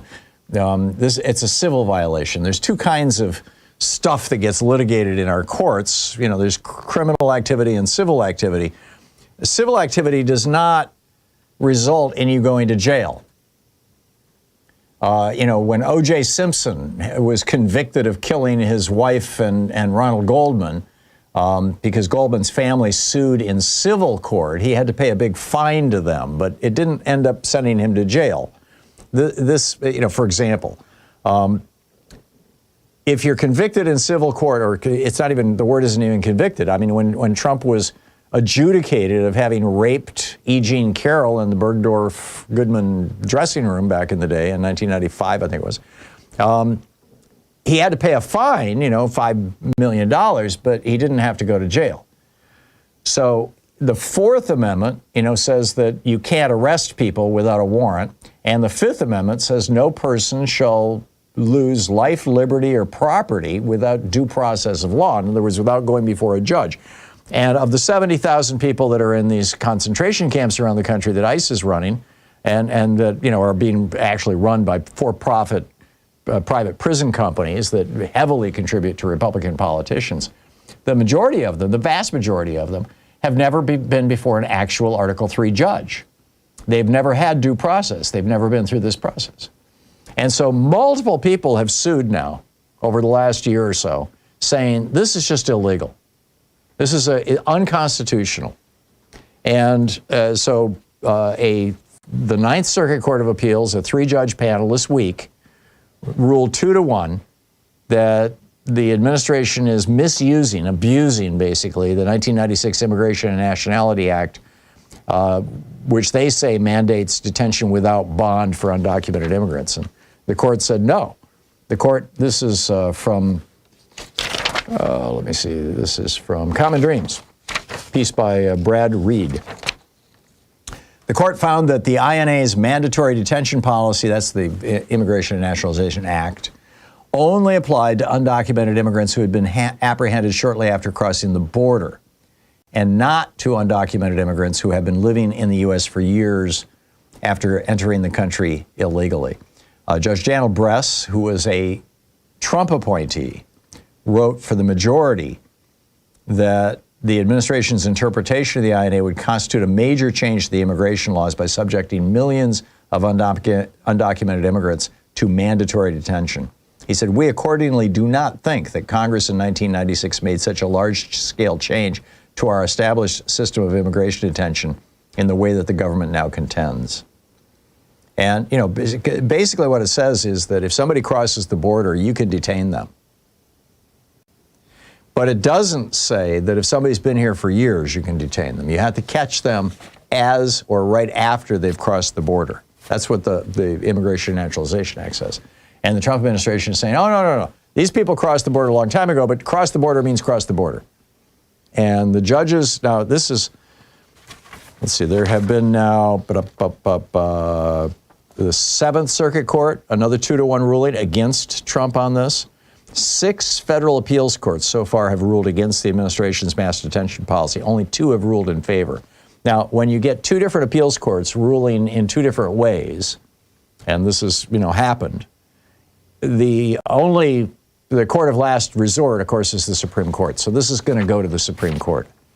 So keep an eye on this one. This could get very, very interesting. Meanwhile, because, you know, I mean, the Supreme Court, if the Supreme Court rules that the INA, the Immigration and Naturalization Act, only applies, the detention provision in it only applies to people who have just crossed the border, which, by the way, makes a certain amount of sense, right? If it only applies to that, then they're going to have to release, like, out of the 70,000 people they're holding, they're probably going to have to release over 60,000 of them. When Obama was detaining people, And Biden was detaining people. And by the way, the Republicans used the detention numbers as if they were people who escaped, right? 5 million people were detained by Obama, Well, anyhow, when they detained people, it was always at the border. So this is something completely different that Stephen Miller and Donald Trump are doing. Meanwhile, the core assertion of communism, of Marxism, I realize people are calling this socialism, and it's just adding to the confusion because it's not socialism. I mean, yes, I get it that Karl Marx referred to communism as socialism, and then when he got together with Frederick Engels in the late 1840s, early 1850s, and wrote the Communist Manifesto, they changed the word, basically, from socialist to communist. But the core premise of communism is that you don't have private companies, you have the government owning and running every company in the country. And Republicans have always squealed about any attempt by any Democrat to change that. I mean, during World War II, FDR nationalized the oil industry in the United States. He nationalized the auto industry in the United States, literally took them over. There were industries that were nationalized by Nixon around the Vietnam War. I mean, this has happened frequently. And every time it happens, a Democrat does it, Republicans start screaming that it's communism. Well, we just did it again. The Commerce Department just set aside almost $1 billion to give money to semiconductor manufacturers to buy basically the stock in their companies. Now, what's going on here is that the CHIPS Act, which was passed by Joe Biden, which sets aside money for R&D for these chip manufacturers to help them make, like major advances. The Trump administration has said, we're giving you money, give us stock in exchange. And Trump is talking about creating a sovereign wealth fund based on this. Now, a sovereign wealth fund is a great idea. I mean, Alaska has one, right? I mean, Norway has probably the biggest relative to population in the developed world or in the democratic world. Saudi Arabia has one, the UAE has one. I mean, all the oil-rich countries have them, right? That's where Norway got their money from, too, was the North Shore oil. And that's where Alaska got its from, was oil. And every citizen of Alaska every year gets between $2,000 and $5,000. Every man, woman, and child, even babies, get this check from the Alaska Permanent Fund, their sovereign wealth fund. So, if we were to create a sovereign wealth fund in the United States, by simply saying, hey, all the oil under the ground in the United States is the property of the United States government, which will add a $10 tax to every barrel that's pumped out, and you will pay that to the federal government. And then the federal government will use that money to fund a universal basic income, which is what they do in Alaska, right? That $2,000 or $3,000 that you get every year, that's basically a universal basic income. And for a family, like Sarah Palin's family with 7 people in it, I think it was, or 6, that's a lot of money every year. So I'm not opposed to sovereign wealth funds, but I just find it bizarre that Republicans are actually embracing communism at the same time that they're out here squealing. I mean, we took 10% of Intel, right? A massive company. And the Republicans are out there squealing about socialism. Oh my God, socialism. And some Republicans are even pushing back. Todd Young is the Republican senator from Indiana. He was one of the co-authors of the CHIPS Act. And he's just come right out and said, I never intended for the government, the money that the government is giving these companies for R&D, for that money to be in exchange for stock. I never intended that. So we'll see where this goes. I mean, just because Trump had the idea doesn't mean it's a bad idea. Although this seems kind of skeezy because he seems to invest in these companies just before they get the federal money. I mean, there's something worse going on here. This is the Thom Hartmann Program. So the Trump family buys stock in a company, the federal government pours money into that company, takes an interest in that company, and the Trump family gets richer.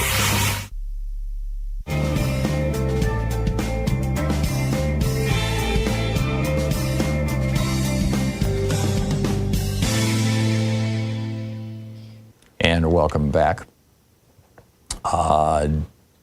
Dave in Buffalo, New York. Hey, Dave, what's on your mind today? Thanks, Tom. The Dulles brothers were two of the largest criminals in American history prior to Trump, and of course the Republicans would name an airport out of it, off them. But the reason that Trump wants to remodel the Dulles Airport is not to remodel it in a passenger type of setting. He wants to do what he did to the White House, put up gates. So he's going to bring in large equipment and turn it into a military base right out of Washington, D.C., so he can architect the destruction, the bombing, the murder of the American people. He's going to use it as a military airport. He's going to redesign it, and every oligarch, every king, every ruler needs their airport to run their military out of, and I believe he's going to do it right out of Washington, D.C. He's going to turn that Dulles Airport, appropriately named for his war airport. Yeah, for the CIA chief. No, I get it, and the diplomat. I get it, Dave, and I'm inclined to believe that it's just Donald Trump literally playing interior decorator. I mean, it's the only two things he's good at are branding and being an interior decorator. Breaking. Arguably, he's good at being a TV star. And breaking things. Yeah, and breaking. Okay, there you go. So we'll find out, won't we? Dave, thanks for the call. It'll be interesting to see if your prediction comes true. Don in Pittsburgh, Kansas. Hey, Don, what's on your mind today? Oh, hi, Tom. Earlier you guys were talking about water in Phoenix a little bit, and you and I had discussed that, I don't know if you recall, some time ago. Yep. Phoenix, Arizona actually has a lot of groundwater, but it's not cheap water. They could tap into it. Some of it was contaminated by landfills, leaking landfills, a considerable amount, and a bunch of it is real salty. But there is water. But to take water from the Ogallala aquifer and pump, that's what somebody said earlier. I don't know if that's true. I'm going to look it up and see. Yeah. But that's a crazy thing to be doing. Just like I had always said that I know people in Texas who are movers and shakers who'd like to tap into the Great Lakes. Yeah. But that's a longer term plan. Yeah.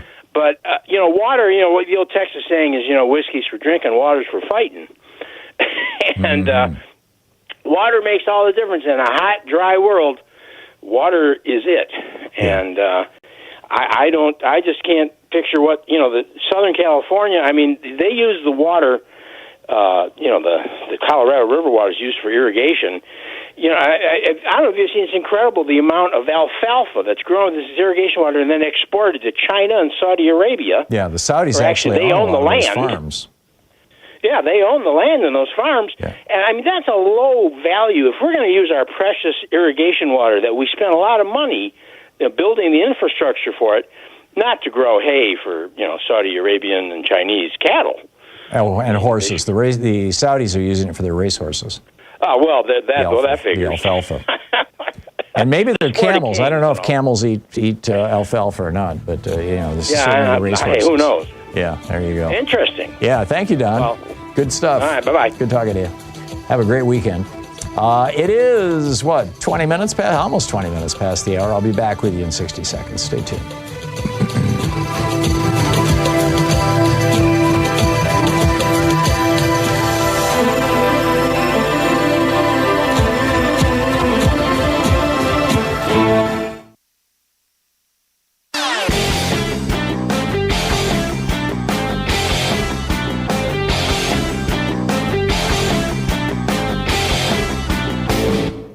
Tired of news that protects the powerful? Get reporting with a backbone at the Commonwealth Report. News for the public, not the powerful. Twice daily, visit commonwealthreport.news and subscribe today, because democracy belongs to all of us. Richard Nixon and Spiro Agnew both took cash bribes while they were in the White House. Since then, the Supreme Court, or at least 5 Republicans on the Supreme Court, made it a lot easier for politicians to take bribes with their Citizens United decision, which basically legalized political bribery as long as it's done through campaigns or PACs or super PACs. But for some people, there's just never enough money, right? Donald Trump has been running small-time hustles to make money for decades, selling sneakers, Bibles, steaks, vodka, water. But now he's hit the big time. He's got these fungible tokens, right? These fungible crypto assets, which are basically just digital pictures of Donald Trump that say fight, fight, fight. And he has turned them into an $8 billion machine. His wife is in on this too, with his Trump coin. It's a new way that foreign powers and billionaires in the United States can just shovel money into Donald Trump's pocket. There's a whole article about it over at HartmannReport.com titled Presidential Payola, The Evolution of Political Bribery. Check it out. Welcome back, 21 minutes past the hour. So what's on your mind today? It's Anything Goes weekend here. Steve in Park Ridge, Illinois. Hey, Steve, what's up? Steve in Park Ridge, listening to WCPT. Going once, going twice, if you're muted. Katie in Hamul, California. Hey, Katie, what's on your mind today? Like everybody, just everything. But I have a quick question for you. First of all, I'm to have a statement regarding the climate chaos. Sorry, Bernie, but I despair. That is my option. Continue to work politically, wouldn't do anything else. But ironically, I don't know if you remember, but our son he teaches marine sustainability in Australia, and has became a father 2 years ago.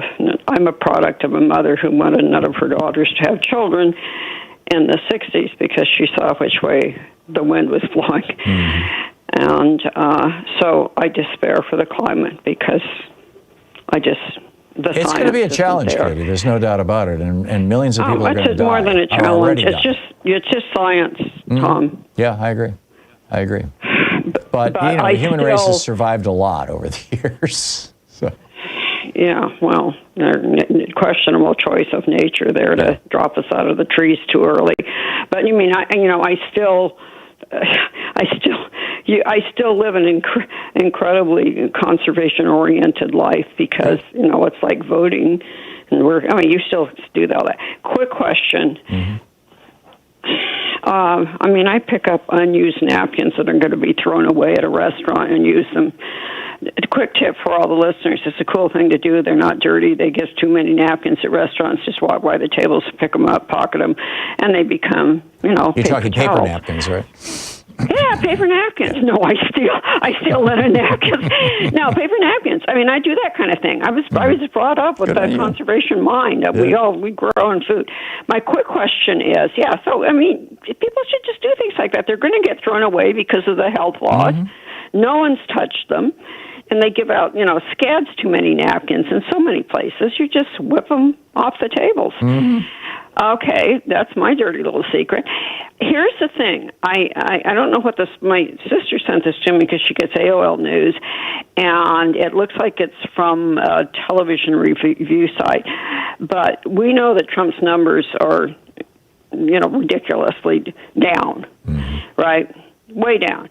Why then, you would agree with me on that, right? Yes. Okay. So why is it then that the headline was good for Fox News, not so good for MS Now and CNN? And it had Fox News increasing its primetime viewership for the 25 to 54-year-old by a 4% increase. Wow. They had 204,000. I'm not sure what that, whatever that number is, but it's a 4% increase. Whereas MS Now, same demographics, was down by 7%. Yeah. And I forgot to write down what CNN was because, anyway, can you explain that? Seems like an anomaly. Can you explain that?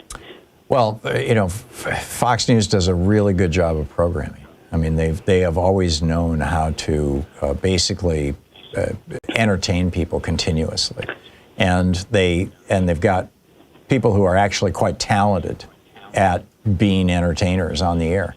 MSNBC, increasingly there are programs that I just don't even bother to watch because they're just boring.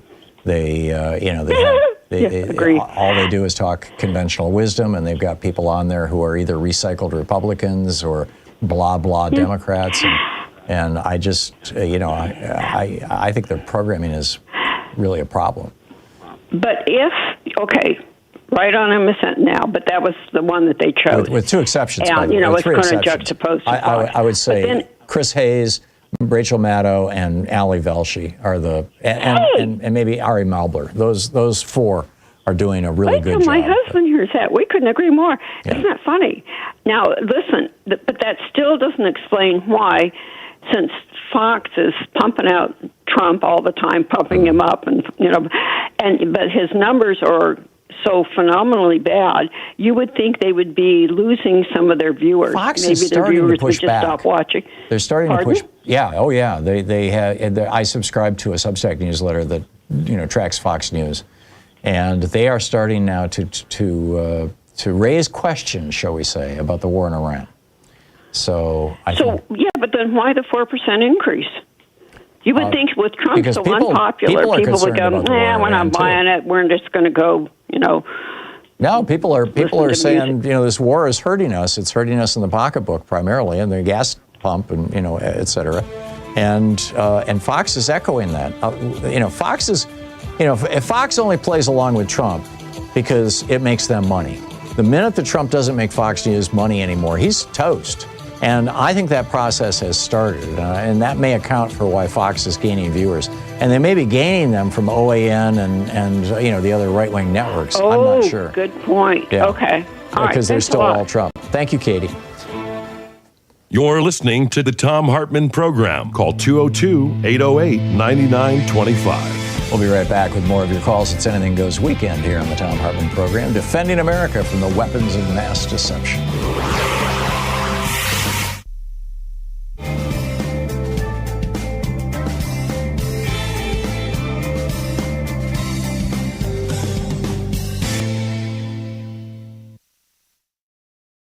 Spineless on Iran, corrupt on taxes, beaten twice on detention, cruel on Medicaid, quietly buying companies, plus El Nino shipping venomous sea snakes to your beach. Good morning, this is the Commonwealth Report, news for the public, not the powerful. You can follow us at commonwealthreport.news. Have Senate Republicans traded their spines for rubber stamps? Elizabeth Warren and Chris Van Hollen aren't mincing words about Republicans who run Congress. Warren says they've had their spines surgically removed. She calls them gelatinous blobs that kind of make it through the United States Senate.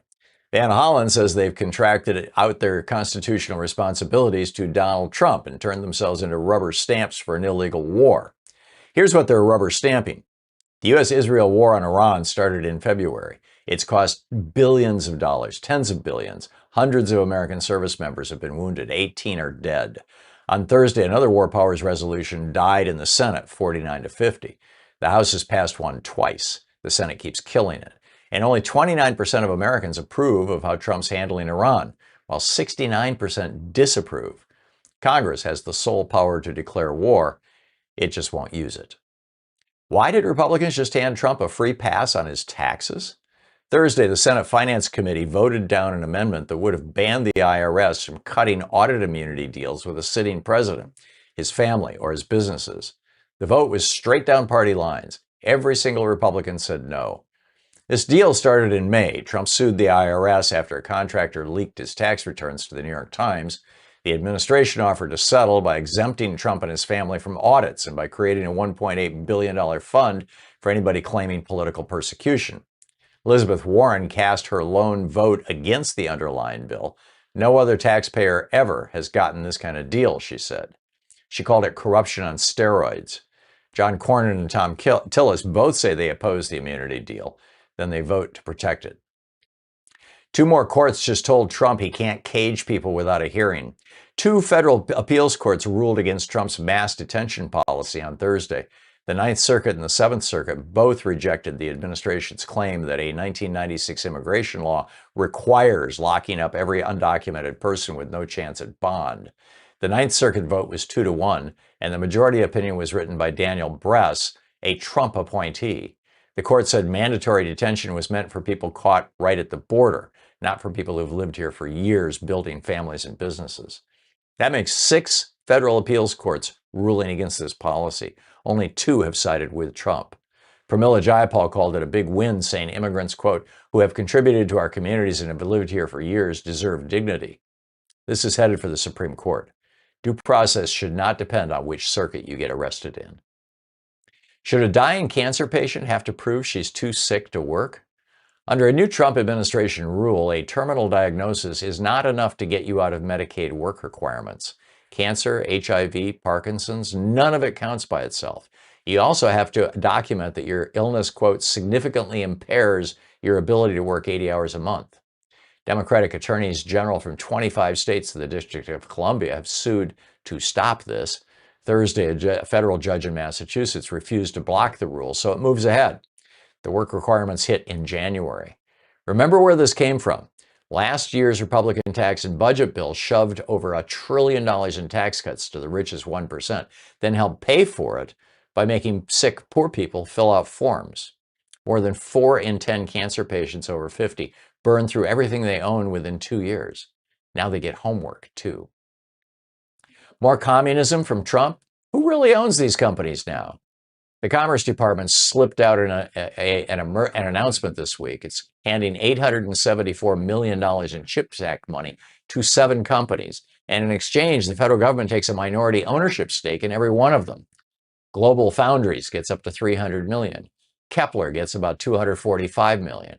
Multibeam gets up to $140 million. The rest goes to Extropic, Thintropics, Obsidia, Semiconductors, and Illuma. Commerce says the stakes will improve the return for American taxpayers. Howard Lutnick says the administration is accelerating America's innovation engine. Added up, though, and Washington now holds positions in roughly 30 companies, including 10% of Intel. Republicans spent decades and decades screaming that the government owning private industry is socialism. Now they're doing it one quiet press release at a time with no vote from Congress and no rules about who gets picked. Our geeky science for the day: why are sea turtles heading for sea snakes heading for California? A monster El Nino is building in the Pacific, and forecasters say it could rank among the strongest ever recorded. Marine biologist Chris Lowe says it'll create a whole different ocean off the West Coast. Warm water drags tropical animals north into places they've never been. Scientists expect more white sharks off California, plus hammerheads, tiger sharks, bull sharks, rays, tropical fish, strange seabirds, and yes, venomous sea snakes. Barbara McCauley at UC Santa Barbara expects, quote, all kinds of weird tropical things come up with this warm water. He calls it a double whammy because this El Nino is piling heat onto an ocean already cooking from climate change. Squid and sardines get shoved farther north. Fishing boats come back empty. Seabirds starve. The ocean is rearranging itself. And this is a problem we don't yet understand. And that's the way it is today, Friday, July 31st, 2026. I'm Thom Hartmann.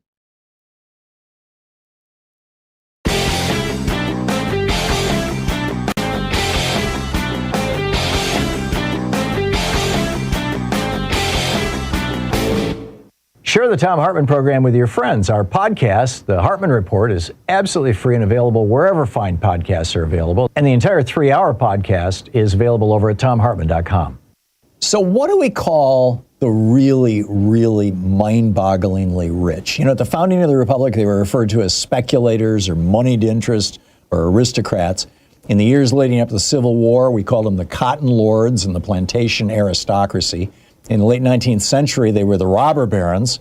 In the 1930s, FDR called them the economic royalists. But since the Reagan Revolution, we've just called them billionaires. And now, you know, some of them want to call themselves tech bros. Like, that's kind of a good thing, you know, like tech is positive and bros, you know, like Mark Zuckerberg saying we need more masculine energy in American business culture. So we need a new phrase. I would like to suggest the morbidly rich. Morbidly suggests unhealthy. And the vast riches that some of these people have is unhealthy to our democracy, particularly since 5 Republicans on the Supreme Court said that morbidly rich people can buy politicians. And it's unhealthy for them, too. So morbidly rich. There's an op-ed over at HartmannReport.com all about it. Check it out.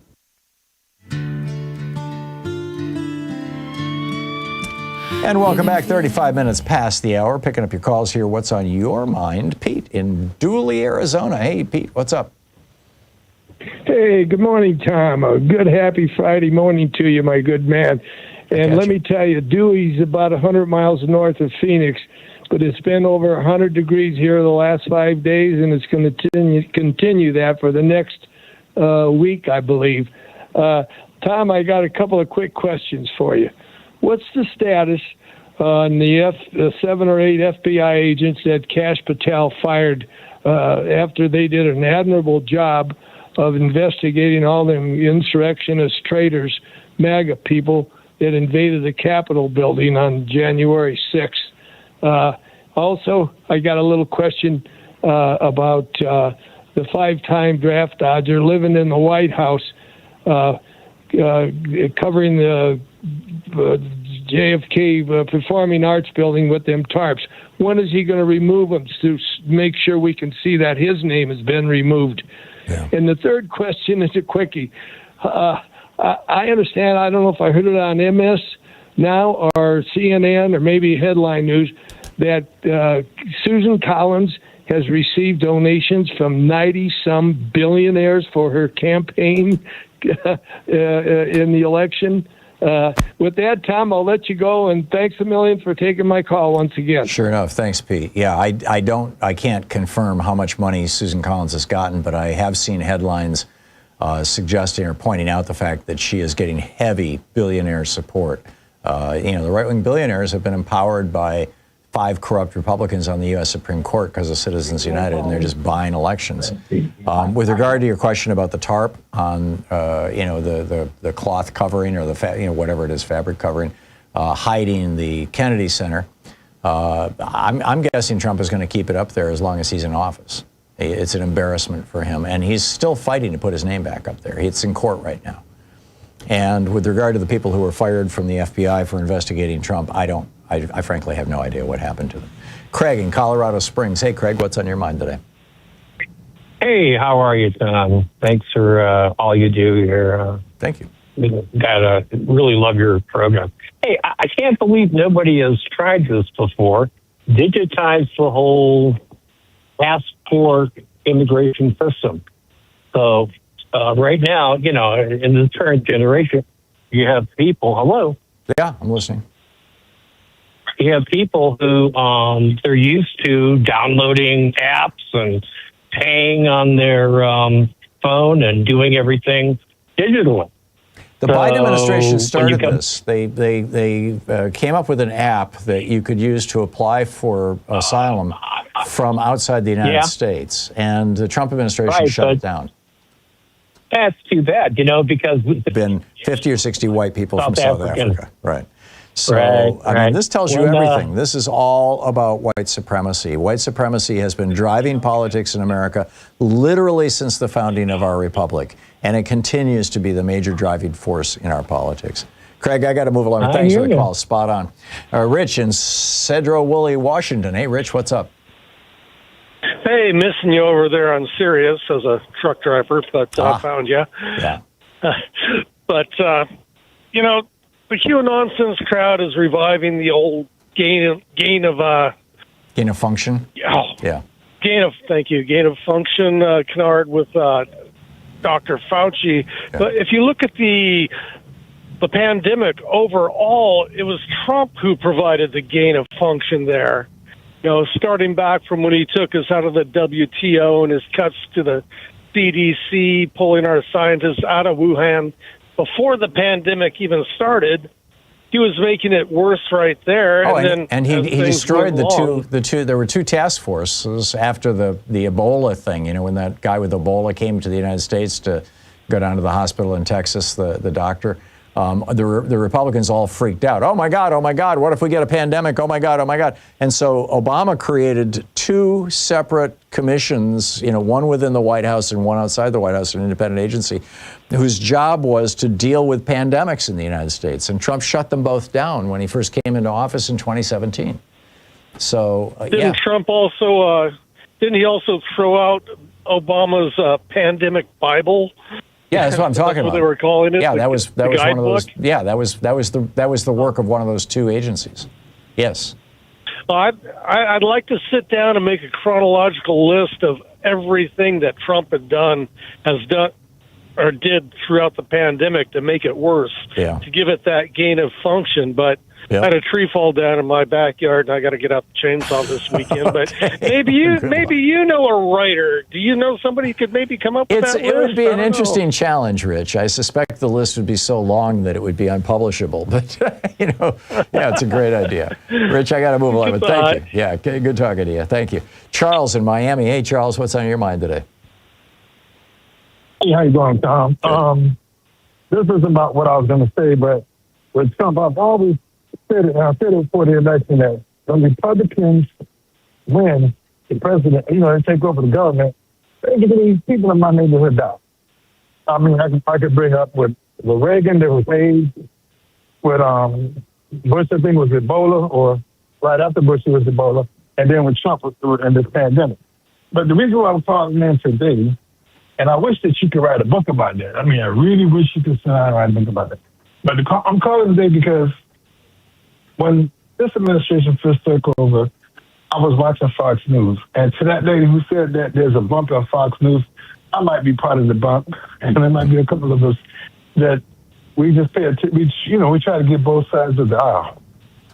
Because if you don't know what's coming, then you're kind of lost.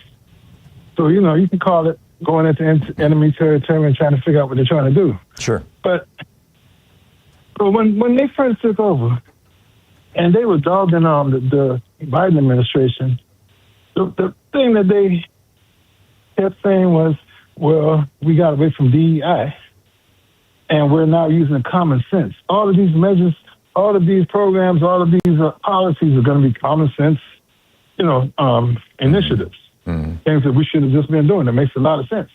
And I'd like to say, where has that taken us now? Yeah. We're in the quagmire.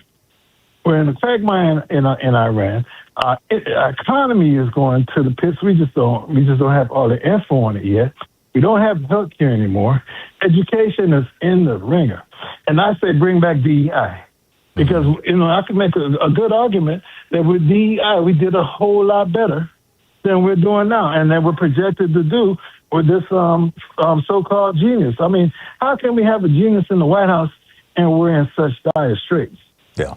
Well, he's a genius at grift, at grifting, at running scams, at ripping people off. I mean, he's been doing it his whole entire life. This is what he does. And increasingly now it's what the Republican Party does. They support this effort. I mean, you just had 14 Republicans on the committee vote to say you cannot prevent Trump from preventing the IRS from investigating him. I mean, it's just wild, Charles. No, wild. No. Listen, we take over. If we take over, if we really take over, we have to change what's in the courts. That way, the courts will back us up everything that we do, and everything they did for project, whatever the project that they did to us, we just need to do the opposite. Yeah. I mean, if we want the outside return to our economy and to our society, we have to have those changes. I agree. We have to have a bold leader that's going to make it. We got a hell of a lot of work ahead of us, Charles. Charles, thanks for the call. We'll be right back. You're listening to Thom Hartmann. Visit thomhartmann.com for audio and video archive. It's just about 45 minutes past the hour. I'll be back with more of your calls in just a moment.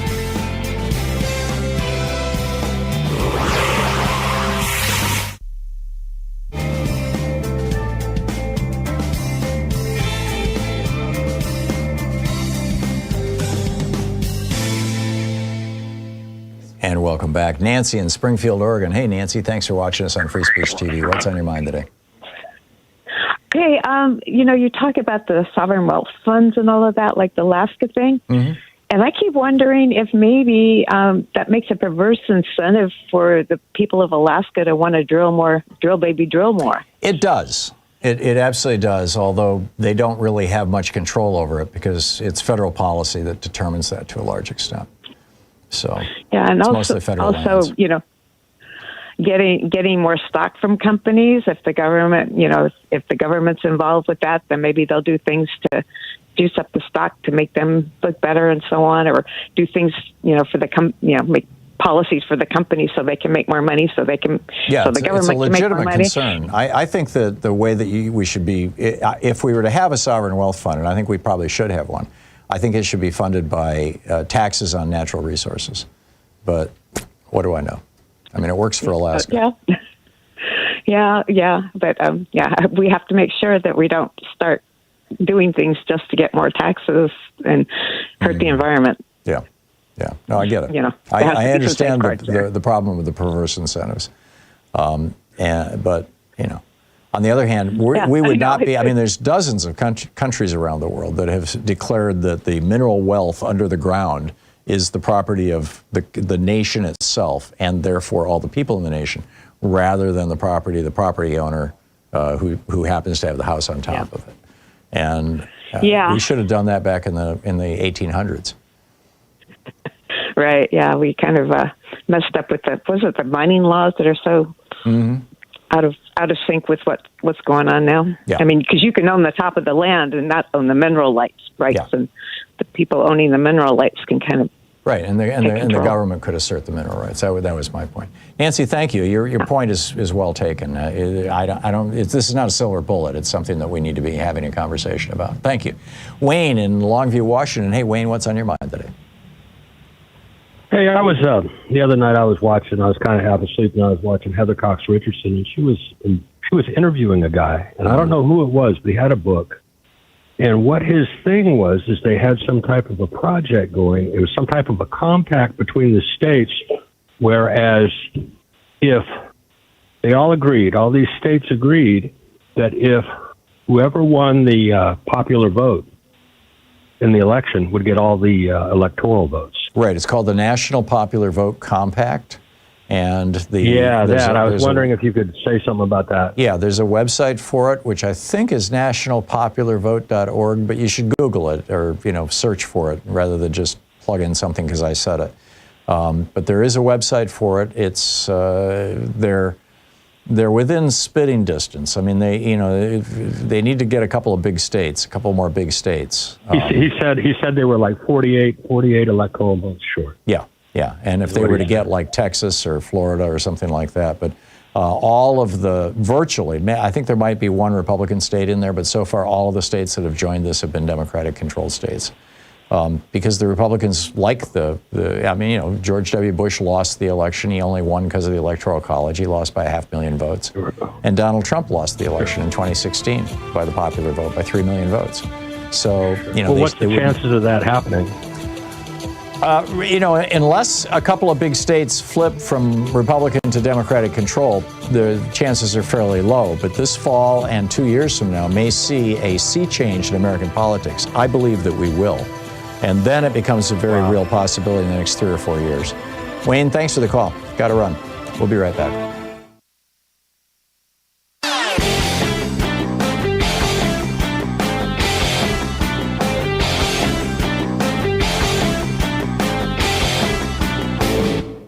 Hey, thanks so much for sharing our program and for reaching out to our stations and sponsors and letting them know that you're listening. It really means a lot to us.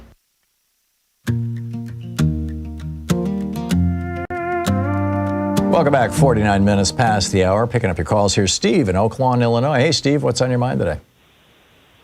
Hi, Tom. Hey. I'd like to talk about capitalism. Go for it. And, capitalism is a wonderful thing for the people who make all that money. Mm-hmm. And it does what it means to do, which is create competition, innovation, and all that great stuff. And that's great. But once you get the only motive that they have is profit.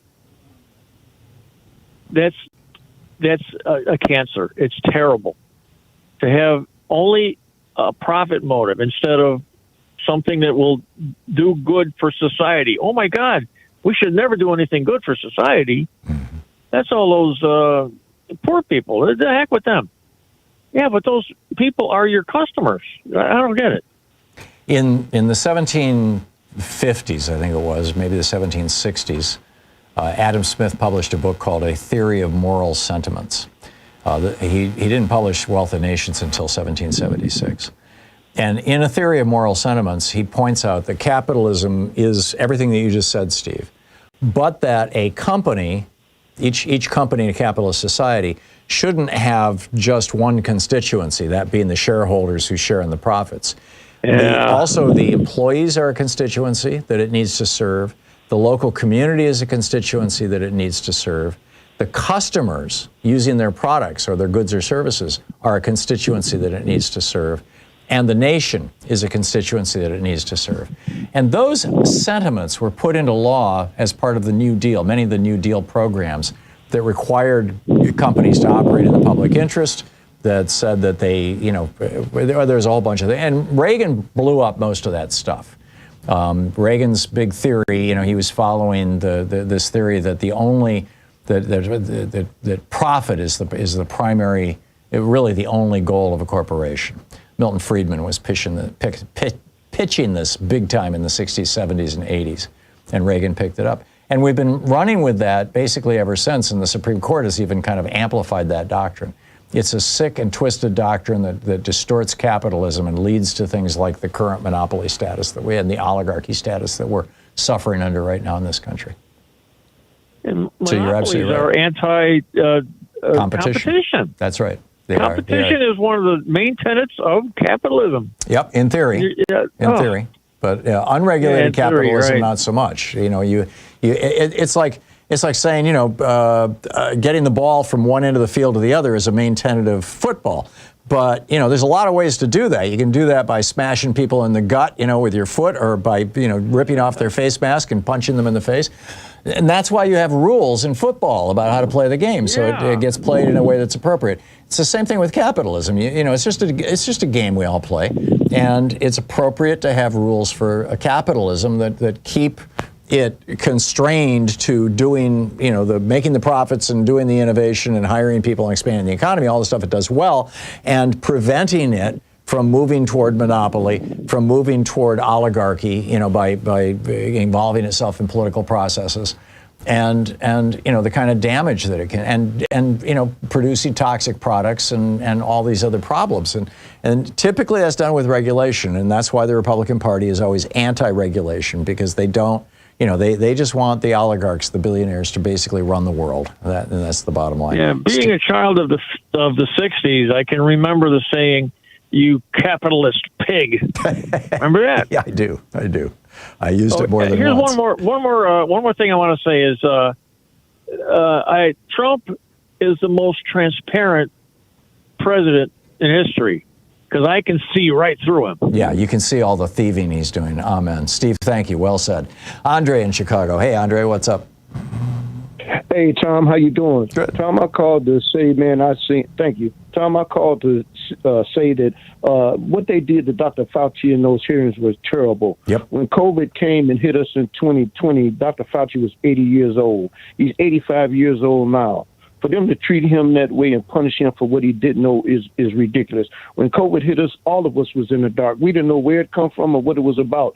So for them to want to punish him for what he didn't know is absurd. And I hope the Democrats, even though Dr. Fauci doesn't claim any type of political affiliation, I hope the Democrats take that up and use it as some kind of means to put Trump on the front street in that Health Secretary Kennedy, because I think that they were performing for the audience of one Donald Trump. That's what I think. You're right. I don't think Rand Paul gave a hill of beans about that. He's just trying to perform and make nice with Trump with what he did. Oh, Rand Paul was also one of the guys that was pushing the herd immunity theory. Just let everybody get sick, and the sickly people in our society will die off, and the pandemic will end. And he was pushing that theory because he believed that white people, by and large, didn't die from COVID, and correctly, by the way. And so it's this disgusting racism that's underlying the virtually every premise for the things that were done by the Trump administration in 2020, and everybody seems to have forgotten it.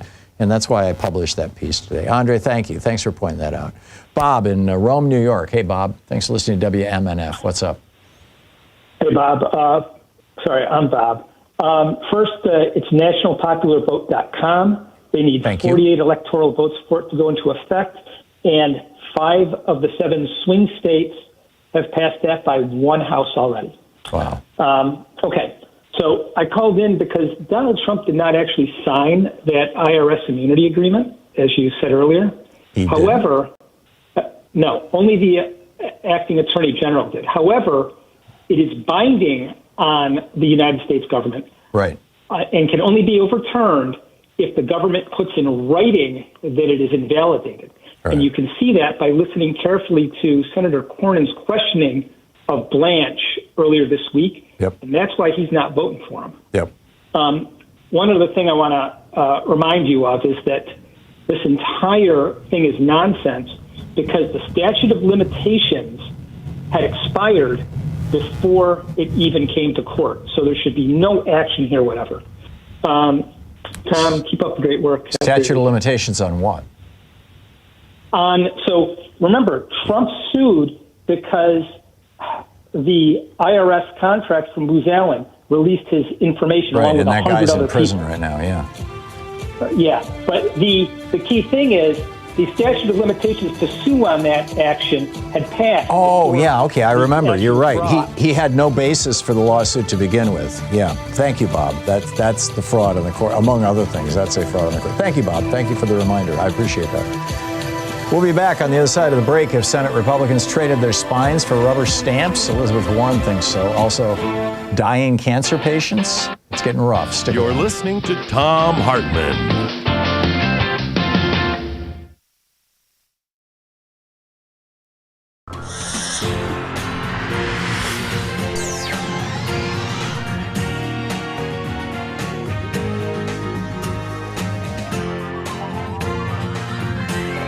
We say fight back!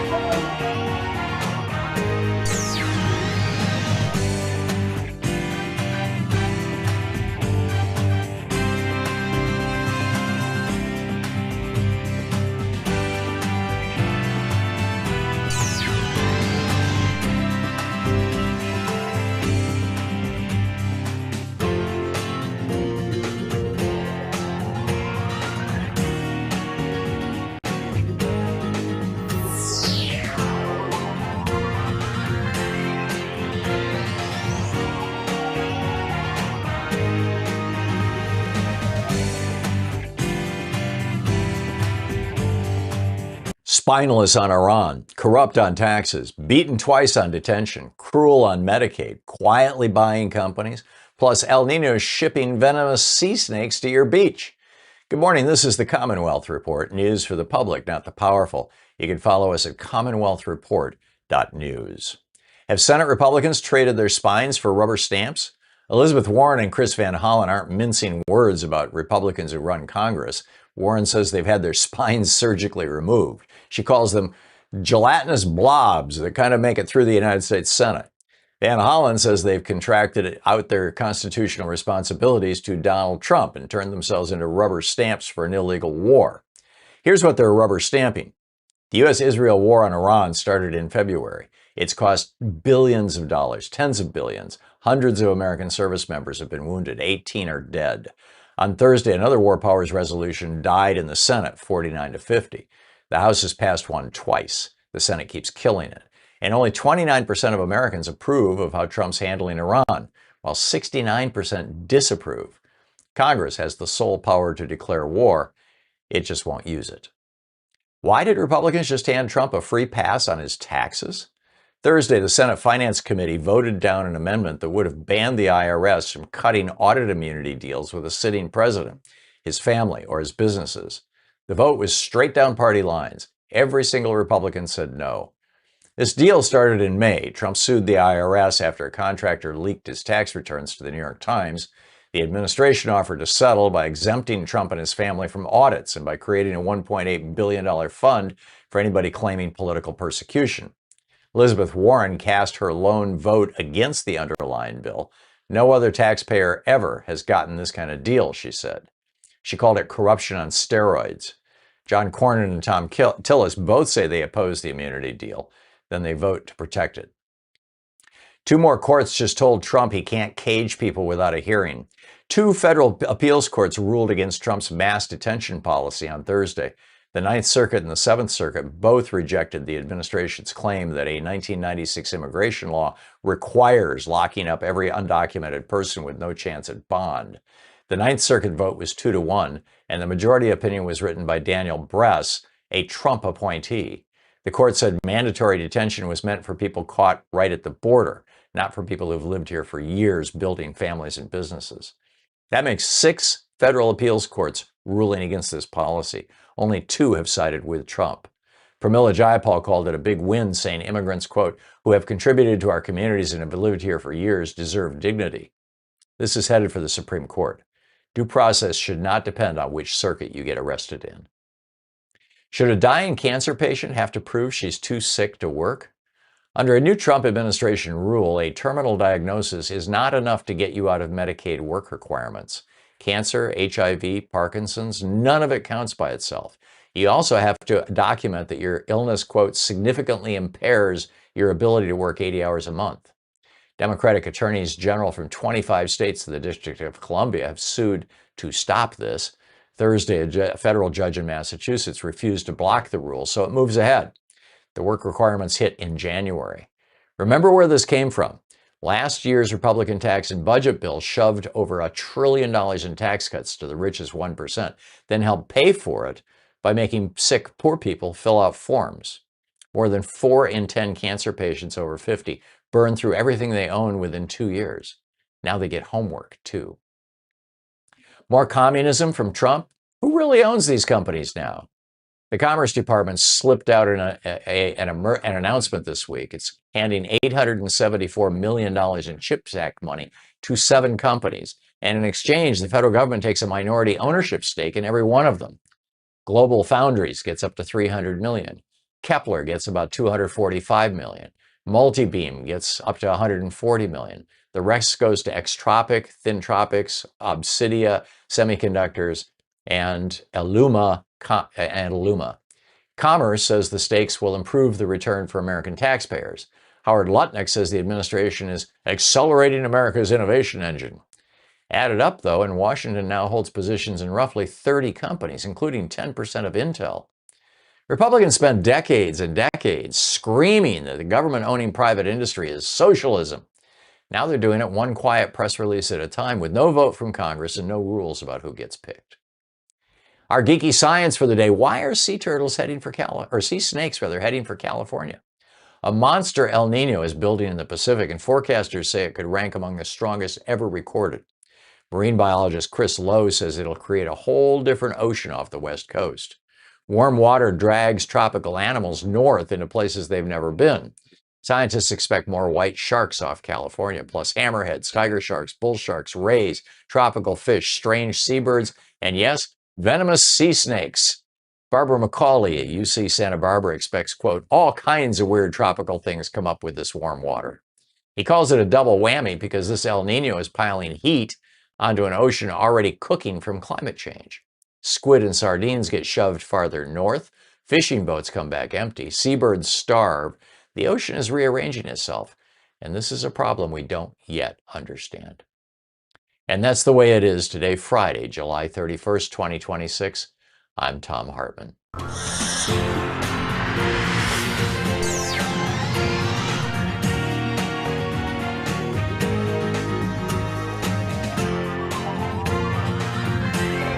We say fight back!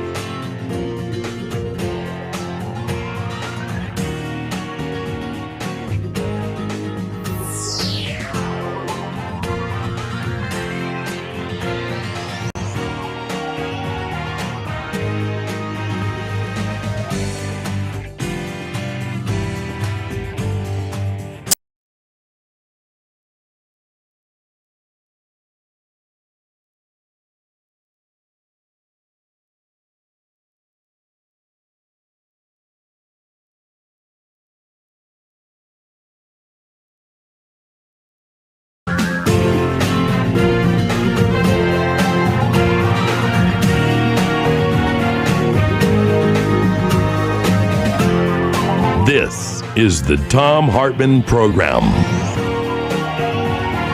Hey, welcome to the third hour of our program. Senators are somewhat Democratic senators are somewhat concerned about what's going on with their Republican colleagues right now. Elizabeth Warren referring to, this is hysterical, referring to Republican senators, she said, the Republicans have all had their spines surgically removed. I mean, they're just gelatinous blobs that kind of make it through the United States Senate. It's really incredible. What you have basically right now, Trump has got this deal that Todd Blanche signed. It's now law, right? It's real. That says that Donald Trump and Uday and Qusay Trump and Ivanka and Jared and anybody who is a partner in any of their companies, which would presumably include Steve Witkoff and his sons and other people, can never again be audited by the IRS. They don't have to pay income taxes any longer because the IRS cannot look at them by law forever, for the rest of their lives. And that the $100 million that the IRS has been trying to collect from Trump since about 15 years ago, when they found that he had committed tax fraud by claiming the same deduction twice, 2 years in a row for his property in Chicago, his Trump Tower in Chicago, that $100 million bill goes away. He no longer has to pay that. It's actually over $100 million now because there's interest that accrues every year. And the only way to undo this, and in addition to that, there's this $1.7 billion fund to pay people who will show up at the polls and beat the crap out of any person of color who tries to vote. In my opinion, I mean, I think that's why he's trying to pay off the Proud Boys and the 3%ers and all these other right-wing wackadoodles. So the only way to stop this, since Todd Blanche has already signed it into law, essentially, made it, the policy of the United States government, is for Todd Blanche to reverse that policy, to sign a document saying, no, we're not going to give Trump and his family and his kids and his business partners, we're not going to give them immunity from taxes, and we're not going to give his goon squad $1 billion, almost $2 billion. And Todd Blanche is refusing to sign that. At the same time, he's saying, oh, don't worry, there's no deal, but I won't sign it. And so what we heard yesterday, and this was pretty shocking stuff from one of the reporters on MSNBC, was that Cornyn and Thom Tillis, the two senators who are saying no, number one, they're kind of the front guys. There's 50 other senators. I mean, there's 53 Republican senators. Mitch McConnell's kind of out of the game right now. But there's 50 other senators who are saying, who are hoping that these two guys will hold because they don't want to come out against Trump. They're scared to death of this, this dictator guy. But they agree that this is obscene. Right? So what are we going to do? They're saying, let's hope that these two guys, can hold the thing. But what I heard yesterday on MSNBC was that Tillis and Cornyn are willing to allow Don and Uday and Qusay and Jared and Ivanka to be forever relieved of tax burdens and investigations, just not their friends. I mean, let that sink in, right? I mean, if that is true, and I've heard it now from a couple of different reporters, that they had this long meeting yesterday with Todd Blanche and Cornyn and Tillis, and that what they're working out is that they're going to give that immunity to Trump and his kids, but not to the companies associated with him. And Trump is saying, no, the companies get it too. Plus the $1 billion or the $2 billion. So, and here's another example. There was a resolution that came out of the House of Representatives to say Trump should stop the war in Iran. It's not going to go anywhere. Just stop right now. Just stop. Just walk away from it. And if they want to start charging a toll to go through the Straits of Hormuz, so be it. It'll be a cost of doing business. But just let's get the hell out of there. I mean, obviously the resolution doesn't go into that kind of granular detail, but basically it says no more war with Iran unless you come to Congress for authorization. We have a debate about it. We have a vote on it, which is how the Constitution says it's supposed to happen. Well, that resolution passed the House of Representatives. It's not binding. It does not have the binding power of law. It's merely a suggestion. It's a resolution, not a law, not an act. But it passed the House of Representatives with, a small handful of Republican votes. All the Democrats voted for it. And when it got to the Senate, it failed on a vote of 50 to 49.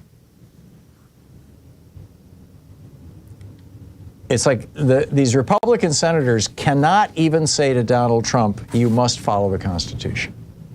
They can't say to him, they're terrified. It's pathetic.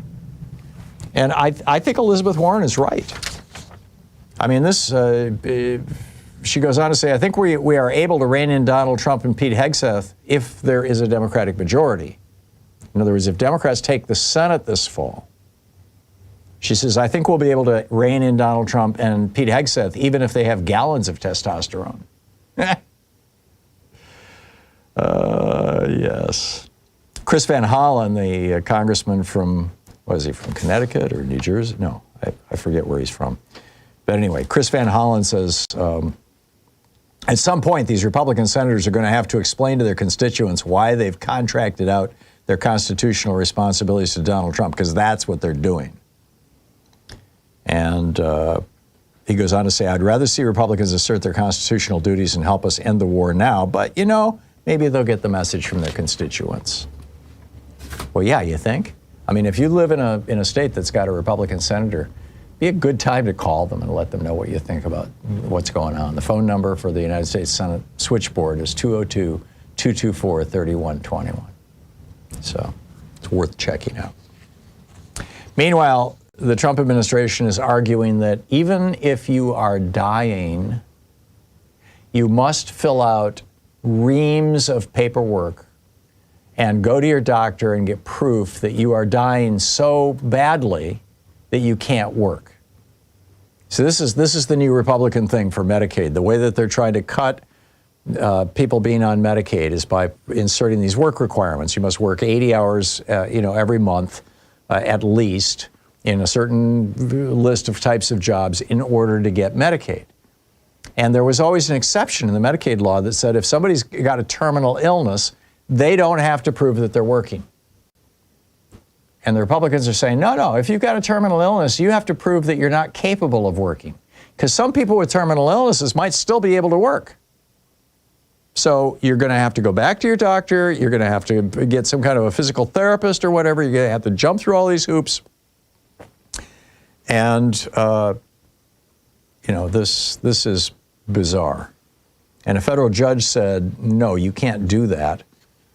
And the Trump administration is appealing this. North Carolina's Attorney General Jeff Jackson, he said, this is one of those cases where it's really hard to overstate how dire the consequences could be. Several medical associations, including the American Medical Association, the American College of Physicians, and the American Academy of Pediatrics have come out against this rule, saying it will have, quote, dire consequences for people who suffer from severe illness. The American Cancer Society made a public statement. They said one of the most significant factors in whether someone survives a cancer diagnosis is whether or not they have health insurance. And in fact, medical issues are the leading cause of bankruptcy in the United States. 4 in 10 cancer patients over 50 have depleted all of their assets within 2 years of their diagnosis. New York Times reported in Arizona, 440,000 people alone have been dropped from SNAP after a similar paperwork requirement was put on SNAP benefits last year. And now they're going to put this on Medicaid requirements. The Nonpartisan Congressional Budget Office has projected that over the next decade, changes to healthcare policies introduced by Republicans would increase the number of uninsured Americans by 11.8 million people. Melanie D'Orazio, a campaigner for single-payer health care in New York, said that President Donald Trump, quote, wants to cut cancer research, cut health care, and with the new Medicaid restrictions, wants to make sure Americans continue to work as they go broke battling cancer. And it's true. I mean, it's absolutely true. This is what the Republicans are up to with your hard-earned dollars. Let's prevent terminally ill cancer patients from getting health insurance so that if they want that chemotherapy, they're going to have to come up with $100,000 out of their own pocket. If they want that surgery, they're going to have to come up with $250,000 out of their own pocket. Nice people, these Republicans. We'll be right back.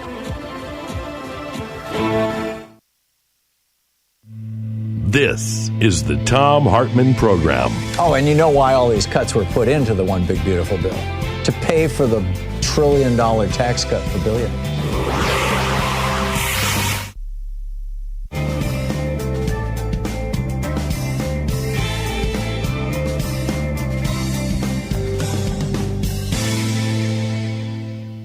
And welcome back. Let's pick up some calls here. David in Minnetonka, Minnesota. Hey, David, what's up? Hello, Tom. An Anything Goes Friday question. I was rereading the Constitution the other day. At the end of Article 1 in Section 5, just asking about the parliamentary games that Mega Mike keeps playing, it says, neither house during the session of Congress shall, without the consent of the other, adjourn for more than 3 days. So how's he getting away with it? Why is he running away? They don't actually He's adjourn. violating They don't adjourn. They recess. It's a legal distinction. Ouch. Okay. And sometimes they don't Ouch. even recess. Sometimes they have one guy who comes in every day, gavels it into session for 10 seconds, gavels it back out of session. But that's how they get around it. Wow. Okay. Okay. Thank you, Tom. Yeah, sure enough, David. Love your show. Thank you very much. Good to hear from you. Take care. All right. Thanks. Pearson in Lamarck, Texas. Hey, Pearson, what's on your mind today? Hey, theoretically happy, hopeful Friday and weekend to you and yours. Thank you. Back at you. So, yeah, I'm praying and hoping, in addition to being angry and getting in touch with my angry side, which is therapeutic for me. So about maybe 35 minutes ago, a caller, one of our fellow time travelers, expressed a desire for some gifted writer, I think he was hinting at you, put together a chronological list of all of Donald Trump's naughties that he's done in a certain matter to do with, I think, the economy, or I forgot what it was. Yeah. And you had joked, well, the list would be so long, it wouldn't make sense to write an editorial or anything. And I'm thinking, no, both of you guys missing it. What we need to do is we need to get the young guys who have control of those fancy laser light thingies, at night when they put up a chronological list of Donald Trump's sins right next to that 30 or 40 foot tall photograph of Donald Trump outside those federal buildings in Washington on some near service. And Project then, them on his face. Yeah, next to his face, yeah.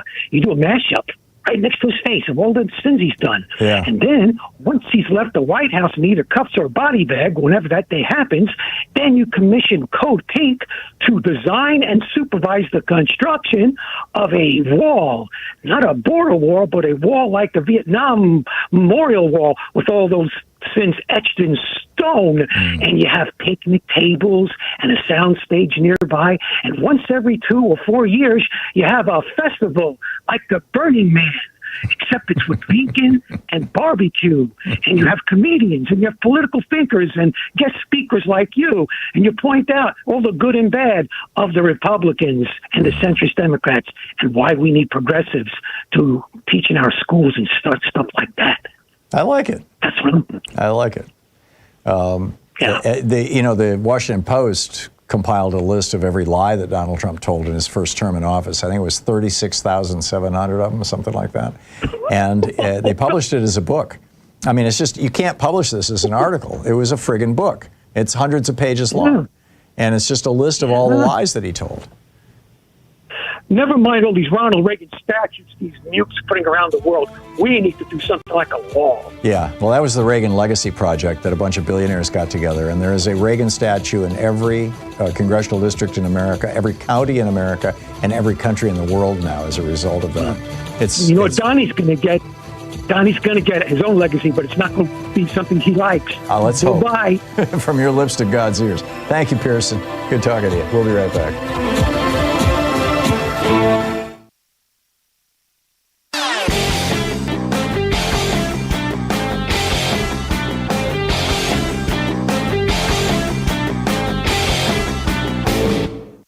Tired of spin and billionaire-backed news? The Commonwealth Report delivers truth with backbone. News for the public, not the powerful. Twice daily, no fluff, no fear. Go to commonwealthreport.news and subscribe now. Democracy belongs to you.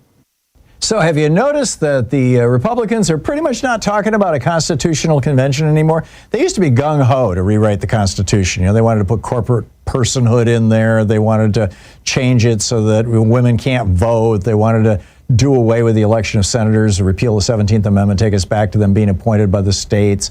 They had all these weird, they wanted to outlaw labor unions, all these weird ideas, but they've stopped talking about it. I mean, they're still moving forward on it, but it's not. Project 2025, for example, you know, their ultimate talking document does not have one single mention in it about a constitutional convention. Why would that be? Well, it's because the Supreme Court is doing their work for them. I mean, you know, just they have overturned Article 2. They've overturned the First, Fourth, Ninth, and 14th Amendments. They've overturned Article 1, Section 7. All the details of this whole thing are over at HartmannReport.com. You got to check it out.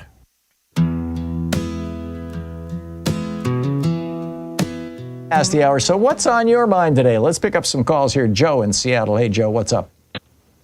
Hey, Tom. Thanks for all your magnificent, inspiring work. Yeah, I wanted to talk today about Sudan, which I think is really underreported and under-talked about. As everybody knows, there's a tremendous humanitarian tragedy unfolding there. At least 150,000 people, maybe more, have been killed the last few years. And there's a lot. It's a complex thing, but the RDF, or Rapid Defense Forces, are committing most of the atrocities right now. They're getting ready to attack the city of El Obeid. They've committed massive atrocities over and over, and fortunately, there are some people doing some stuff about it. The U.S. is very connected, as you know, with the United Arab Emirates, which is providing really a lot of the weapons and funding to the RDF. So, fortunately, Chris Van Hollen, whom you mentioned earlier in the program, senator from Delaware, is speaking out. Mm-hmm. He's got Stand Up for Sudan Act, which would suspend arms sales, arms transfers to the UAE until they stop supporting the RDF. Mm-hmm. And Sarah Jacobs is from California in the House supporting similar measures. So, Sudan is really terrible what's happening, and this is a way that we're connected through our allies of the UAE. So I just want to encourage people to support Senator Van Hollen's legislation on Sudan. I think it's really important that we take a stand at this time. Massive people are dying. Yeah, the senator from Maryland, I guess. Excellent point. I was in South Sudan a couple of years ago, right on the border with Darfur, while the Janjaweed were burning villages in Darfur, and we were taking in the refugees, and and giving them food and tents and stuff like that, mosquito netting, and it's a really grim part of the world, and some of the worst parasites ever. I mean, it's just wild. But it is a genuine crisis. So, yeah, thanks for pointing that out, Joe. Appreciate it. Thank you. Yeah, thank you. Don, in fact, I was there with my old friend Joe Madison and his wife and my son. Don in Chicago. Don, you're on the air. What's up?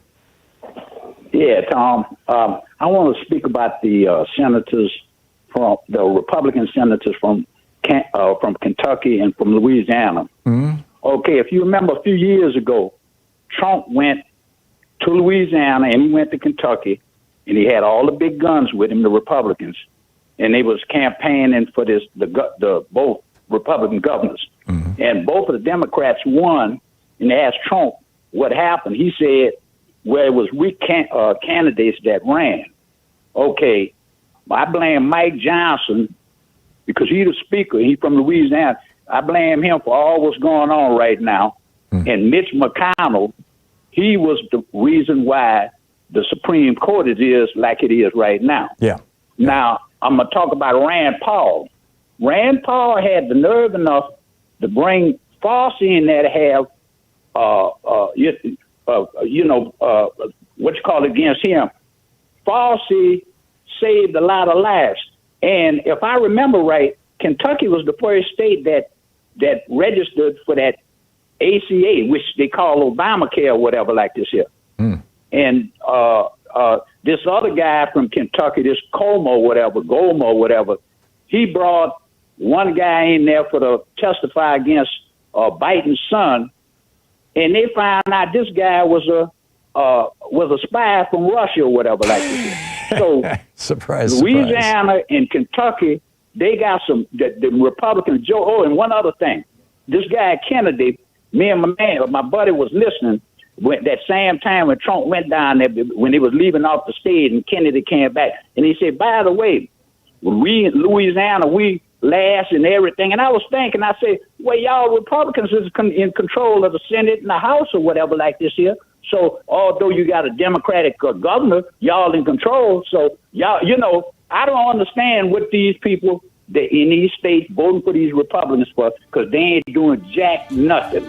Well, they're suppressing black people and allowing Hispanic people to be dragged out of the country. That's what they're doing, and that's why I believe the main reason why so many white people are voting for them, Don. But I can't come up with any other reason. I'm as baffled as you beyond that. Thank you. It's 27 minutes past the hour. We'll be right back with more of the policy. You're listening to the Thom Hartmann Program. Call 202-808-9925. It's Anything Goes weekend here on the Thom Hartmann Program. I'll be back with your calls in just a minute.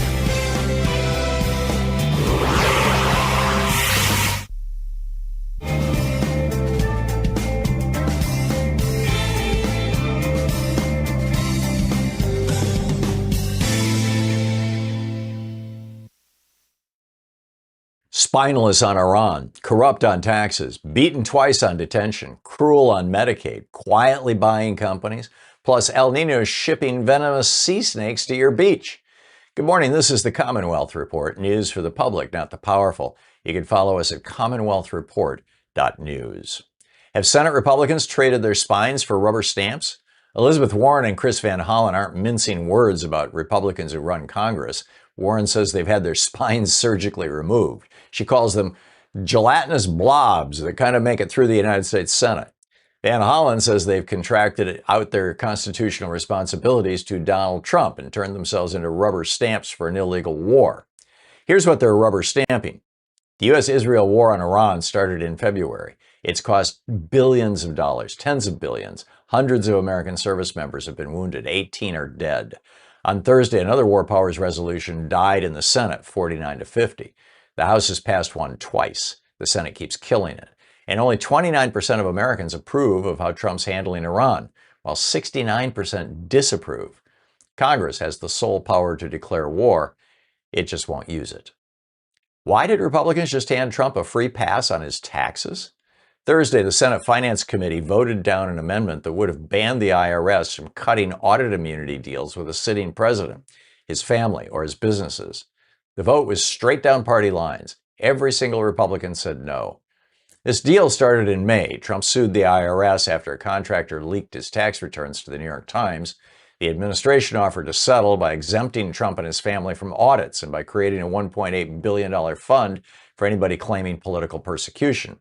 Elizabeth Warren cast her lone vote against the underlying bill. No other taxpayer ever has gotten this kind of deal, she said. She called it corruption on steroids. John Cornyn and Tom Tillis both say they oppose the immunity deal. Then they vote to protect it. Two more courts just told Trump he can't cage people without a hearing. Two federal appeals courts ruled against Trump's mass detention policy on Thursday. The Ninth Circuit and the Seventh Circuit both rejected the administration's claim that a 1996 immigration law requires locking up every undocumented person with no chance at bond. The Ninth Circuit vote was 2-1, and the majority opinion was written by Daniel Bress, a Trump appointee. The court said mandatory detention was meant for people caught right at the border, not for people who've lived here for years building families and businesses. That makes 6 federal appeals courts ruling against this policy. Only 2 have sided with Trump. Pramila Jayapal called it a big win, saying immigrants, quote, who have contributed to our communities and have lived here for years deserve dignity. This is headed for the Supreme Court. Due process should not depend on which circuit you get arrested in. Should a dying cancer patient have to prove she's too sick to work? Under a new Trump administration rule, a terminal diagnosis is not enough to get you out of Medicaid work requirements. Cancer, HIV, Parkinson's, none of it counts by itself.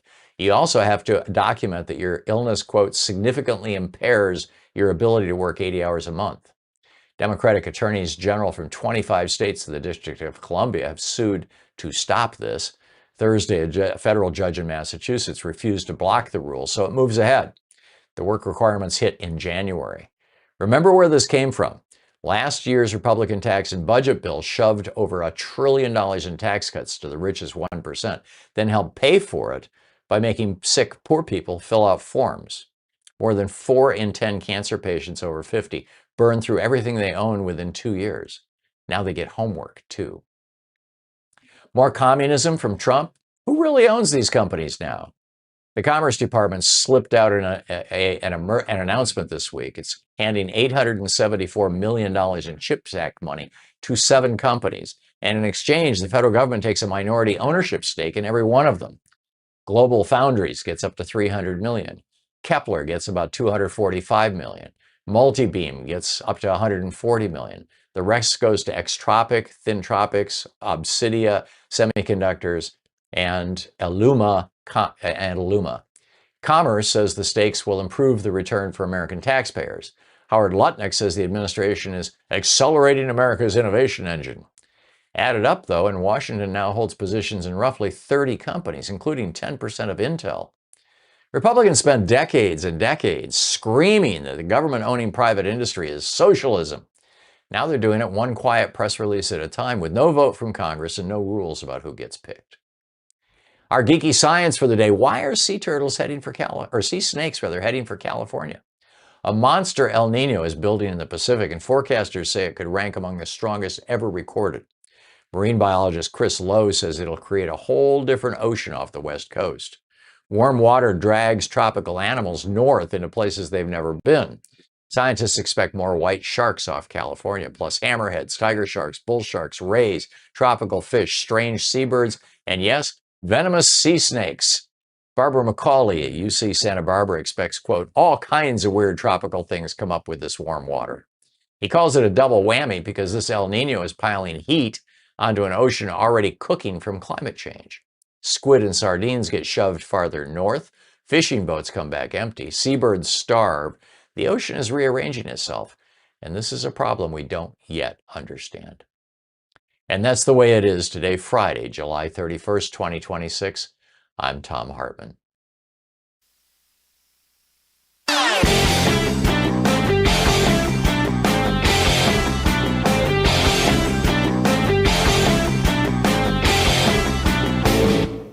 Don't let billionaires shape your understanding of the world. The Hartmann Report brings you powerful, independent insight, free, clear, direct, and uncompromising.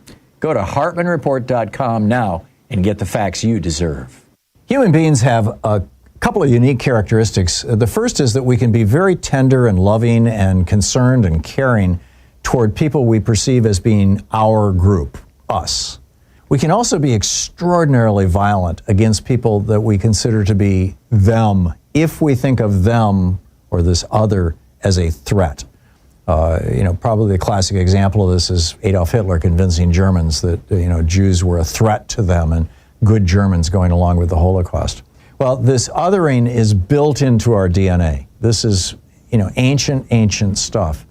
And the Republican Party, since the time of Nixon, when he started, picking up the white racist vote after Democrats laid it down in the 60s, the Republicans have been using this to try to other minorities in America as a political strategy. And this is really deadly stuff. There's a whole op-ed about it over at hartmannreport.com. Is othering human nature's deadliest instinct? Check it out. Welcome back. 35 minutes past the hour, and Jesse in Rochester, New York, or Minnesota, excuse me. Hey, Jesse, what's up? Hey, Tom. Hey, glad I got to talk to you today. With all this talk about communism and capitalism, I think part of the problem is that a lot of people don't understand the difference between a system of government versus an economic system. True.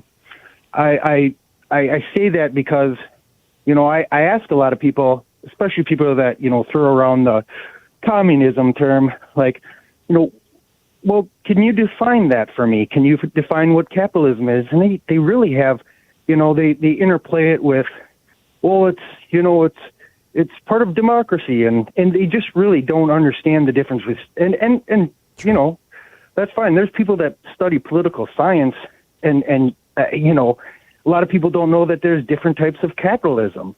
Mm-hmm. So and that always bothers me too, because Republicans always, they think they're the champions of capitalism when really they're the champions of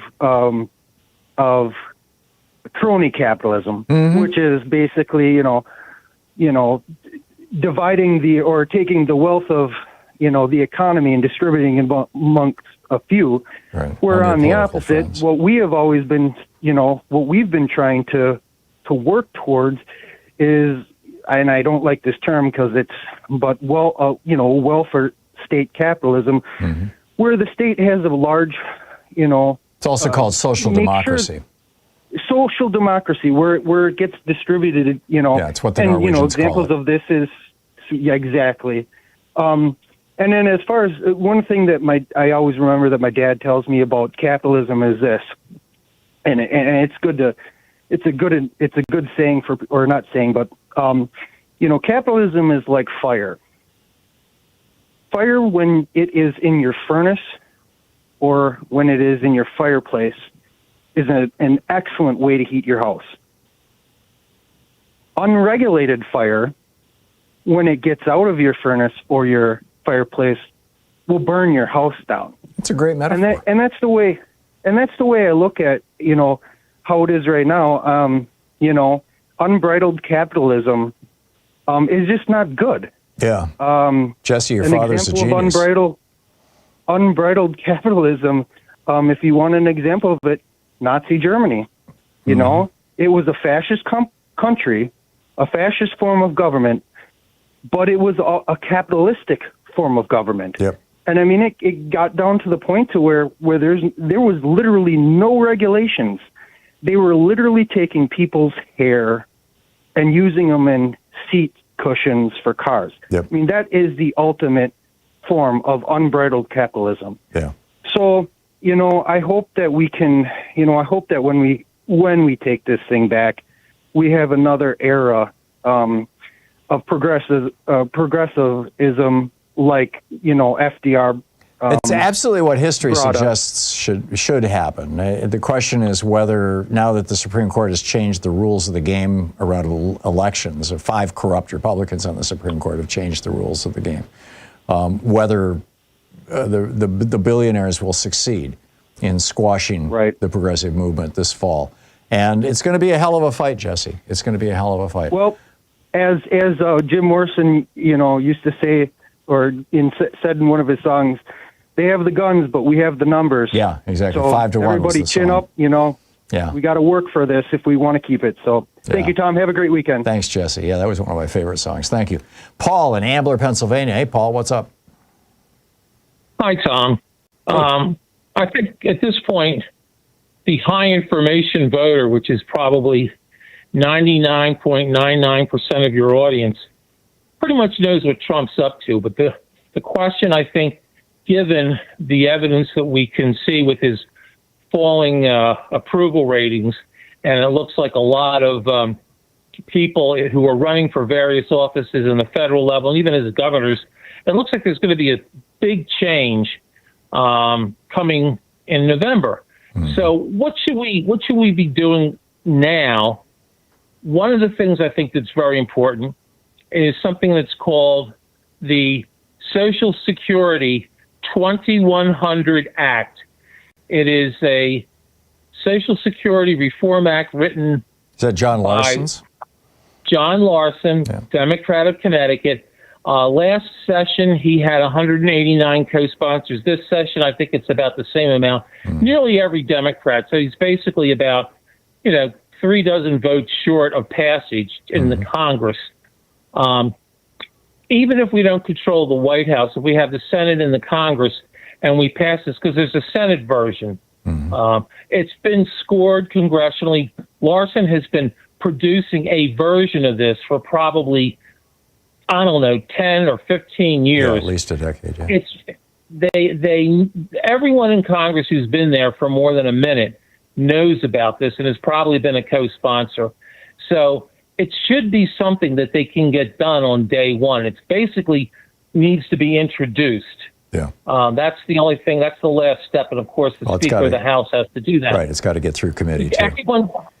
Everyone should be calling up their congressmen and their senators and saying the Social Security 2100 Act by Bob Larson in the Congress needs to be introduced, if not within the first day, certainly by the first week. Yeah, I agree. I would add to your rhetorical question, what should we do in anticipation of a Democratic majority in either body, is that we should be actively getting inside our local Democratic parties.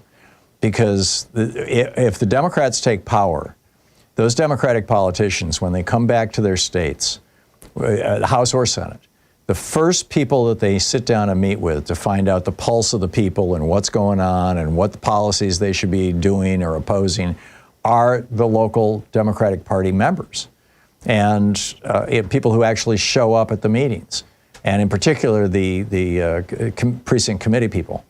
And so, who also write the party platform and who also choose the primary candidates. So there's an enormous amount of power there at the local level that Republicans have been mobilizing since 2008 through the Concord Project and other efforts by the Koch brothers and other billionaires that Democrats have never successfully mobilized. And Ken Martin has been doing absolutely squat on this, nothing. And so let me add that to your prescription here, Paul, if I may. I can confirm that. Right now, I am not, but I have been a committee person once in Philadelphia when I was a college student a billion years ago, and more recently when I moved out to the suburbs for, I don't know, maybe about 10 years. Mm-hmm. It's not unusual to find packed meetings, especially I'm in Pennsylvania. We're in the Philadelphia suburbs. We're basically running all the county governments. Obviously, the city of Philadelphia has wiped out Republicanism in our lifetime. It's a good thing. I can't confirm what you're saying enough. I have seen district attorneys literally kneel down before me, and I don't mean like in a genuflection sense. I wasn't well at the time. I think I came out of the hospital, so I'm sitting down. So he's talking to me at my eye level, so he's not standing over me. Literally wants to know what I have to say. So you're absolutely correct. And this is not a small county. You're the district attorney of Montgomery County. It's almost 900,000 people. You might as well be in a major city. The amount of crime out here is no joke. Yeah. So you're right. You could become a committee person. And even if you're not, you can show up and you'll be shocked who shows up. I've seen Josh Shapiro, I don't know how many times over the years as he's moved up the ranks. Yep. I've seen Madeline Dean, who's a congresswoman, move up the ranks. I can't even begin to tell you. I met John Fetterman, which, obviously we're disappointed in him, but I don't want to get into that now. If you become a committee person or at least go to the meetings, you will be talking and shaking hands with congressmen and women, with people who are running your county, people who are running for statewide office, and even the people who are running for Senate. Yeah. You'd be shocked. Yeah, it's absolutely true. You're right, Tom. So thank Get you, Paul. involved. Thanks for the affirmation. You're welcome. I appreciate it. All right. You were the perfect person for me to run that by. It's 45 minutes past the hour. I'll be back with more of your calls here on Anything Goes Weekend in just a moment. Stay with us.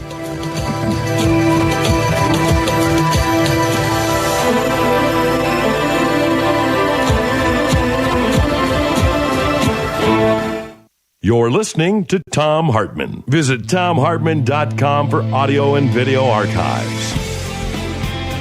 Helping you win the water cooler wars. I'll be right back with your calls. Stay with us.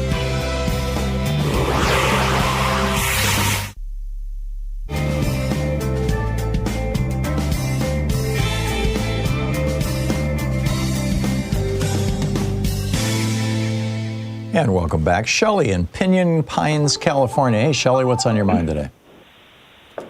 Well, I might be a little bit off topic, but maybe not. I'm thinking back to when that big riot was, when he was not elected, and he carries a Bible upside down. Oh, yeah. Yeah, over to Lafayette and Square. Everybody seems, and everybody seems to think, oh, he's a Christian.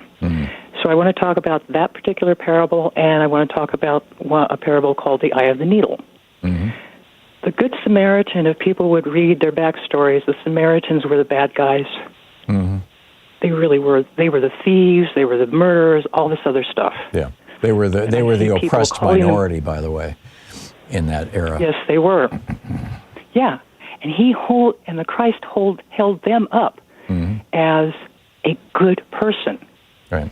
The Trumps want to take all of the people, actually follow the Christ and turn them into evil. The other one is the eye of the needle. And I am looking at all of these people who are impoverished, people that are struggling, and we have these mega millionaires, billionaires, and trillionaires running around calling themselves Christian. The Christ basically said, you ain't getting into heaven, because the story of the eye of the needle has to do with a loaded camel. Camels were used by merchants to carry all of their stuff. So when the main gates of the old city were closed, they would not open for anybody for any reason. But if you get around to the side, there's a little door. A person with a few things can get through. But the only way a merchant would be able to get through is to completely unload everything the camel was holding, and then the camel would have to crawl through on its knees. That was the only way to get in. And I wish all of these so-called Christians would understand the backstory and start to realize that they ain't Christians. Yeah. If you hate, you ain't. Yeah, I agree. And that's basically the whole point I wanted to make. Great sermon, Shelley. Thank you. Thank you for the education. And people can read all about it in the book of Matthew. Great talking with you. Thank you. It's the Sermon on the Mount. Vince in Wellsville, Kansas. Hey, Vince, what's on your mind today? Good day. Well, there's a term that you don't hear often. It's the working poor. You never hear about the working poor, but I believe there are millions of working poor in this country. It is the majority of American working people now that only 41% of us are in the middle class. Well, with this big, beautiful bill, or whatever they want to call it, I think that with all the people who cannot buy the amount or the types of food that they need to feed their families with, it sounds a lot like they've been studying up on the old Swiftian thing, a modest proposal. Jonathan Swift, yeah. Yeah. And it just, there's so many things that just seem heartless that it disturbs me that this is what's happening in my country. I agree. And that's all I can say about it. The GOP has become the home for sociopaths, for people who have no empathy, for people who are willing to sell out anybody or anything just to get wealthy or just to have power or have access to whatever they want. In the case of Epstein and all his friends, young women, but other things as well. I agree, Vince. Very well spoken, very well said. Thank you very much. We'll be back with more of your calls in just a minute. Stay with us.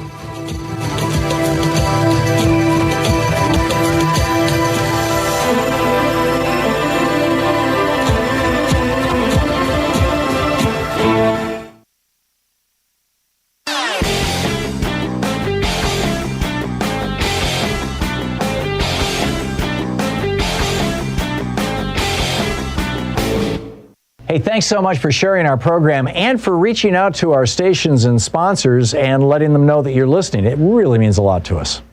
So have you noticed that the Republicans are pretty much not talking about a constitutional convention anymore? They used to be gung-ho to rewrite the Constitution. They wanted to put corporate personhood in there. They wanted to change it so that women can't vote. They wanted to do away with the election of senators, repeal the 17th Amendment, take us back to them being appointed by the states. They had all these they wanted to outlaw labor unions, all these weird ideas, but they've stopped talking about it. I mean, they're still moving forward on it, but it's not. Project 2025, for example, their ultimate talking document does not have one single mention in it about a constitutional convention. Why would that be? Well, it's because the Supreme Court is doing their work for them. I mean, you know, just they have overturned Article 2. They've overturned the 1st, 4th, 9th, and 14th Amendments. They've overturned Article 1, Section 7. All the details of this whole thing are over at HartmannReport.com. You got to check it out.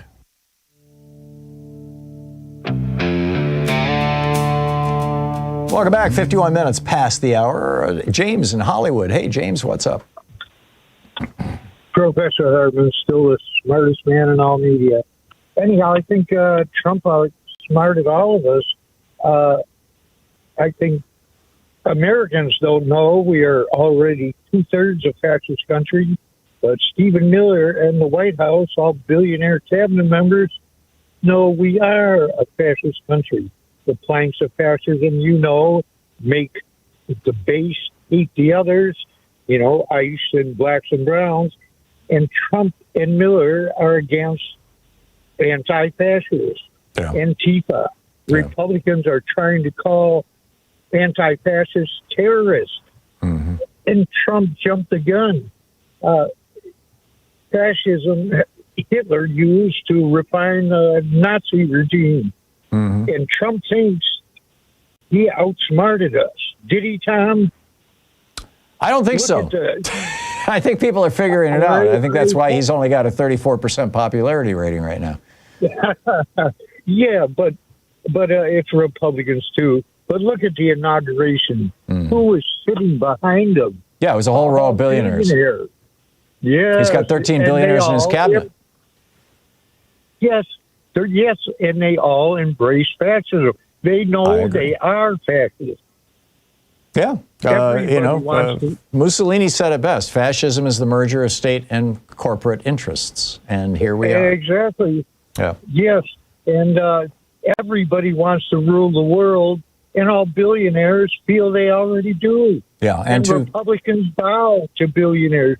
And to some extent they do, James. To some extent they do. James, so well said. Thank you very much. Jeff in Portland. Hey, Jeff, what's on your mind today? Happy Friday, Tom. Lots of great calls today. And a quick note, you were talking earlier about MS Now hosts, and I wanted to give a shout out to Connect with Jacob Soboroff. Yeah, it's a great program. Yeah, his new program. I like it a lot. He's a good guy. Yeah. He's been on this show. And I hope he'll start having you as a guest, as Ali Velshi used to do on the weekend. That would be sweet, so, but we'll see. Yeah. But I want to talk about Michigan today, and they've got the big primary coming up on Tuesday. The progressive Abdul El-Sayed is going up against the Democratic establishment and big money, and Elizabeth Warren, who was campaigning in Michigan for Abdul last weekend, said it's the many versus the money. Mm-hmm. The many as in the many of us, we the people. Yeah. And to me, that's an excellent frame to look at this campaign, as it will be to look at the midterms. But, Abdul's campaign slogan is take money out of politics, put money in your pocket, and pass Medicare for all. Mm-hmm. He's doing well despite, $60 million in super PAC money, half of which is from AIPAC. So let's get out the vote. Let's everyone do all we can to get out the vote for him. And finally, Tom, you've had a lot of calls today on climate change, and we simply got to stop building new pipelines if we want to mitigate the catastrophic effects of this existential threat. Yeah. And to that point, the Michigan League of Conservation Voters, they've condemned Governor Whitmer's approval of a key permit for a new Line 5 pipeline underneath the Straits of Mackinac, and they have a petition to shut down the old one, and I urge everyone to check that out. Okay, so, great. Good stuff, Jeff. Thank you very much. Thank you, Appreciate Tom. it. Yeah. Judy in Chicago. Hey, Judy, what's on your mind today? Hi, you're talking about a list of certain things that Trump did to make the pandemic worse. Yeah. Well, I've been listening for like years. But I remember Kushner going on TV saying about the PPE, about our nation's stockpile PPE. And he said, well, it's not for the states. It's ours. Right. And so we were not getting, I'm in Illinois, we were not getting the equipment. Actually, Governor Pritzker said we got broken equipment. Right. And at the time, the feds were also confiscating PPE at the ports. So Pritzker had to send a jet over to China. When it came back, it had to be in secret, and it was guarded by the Illinois State Police. I remember. And Trump has shipped our PPE to China. And I thought to Putin, I only saw that story once, but also the owner of the Patriots football team sent his private jet over to China and to bring it back, PPE to Massachusetts. And I remember the governor he was like crying. He was so happy. And remember the Bob Woodward interview? That was in November of 2019. Yeah, that was before we had a single case. Deadly. Yep. Yeah, just lying. Yeah. Okay. And I have tons more. It's crazy. I believe it. Judy, there's a lot out there. Thank you, Judy. Special thanks to Louise Hartmann, Sean Taylor, Jamie Holly, Nigel Peacock, Sue Nethercutt, Patrick Hoyt, Geraldine Halbert, Ron Hartenbaum, Chase Spross, Nicholas Miller, Pat Sweeney, Jeremy Peterson, Connor Arroyo, Carna Verde, Josiah Wester, Martha Salinas, Mateo Robertson, Diane Russell, and Ruben Michaels, all the fine people who work on this program. And thank you to you for spread the good word about our program. And waking people up, it's a big job. So get out there, get active, tag Yorit, have a wonderful weekend. And I will be here on Monday. We'll catch up back then. We'll catch up then. Have a good one. You've been listening to Thom Hartmann. For audio and video archives, visit thomhartmann.com.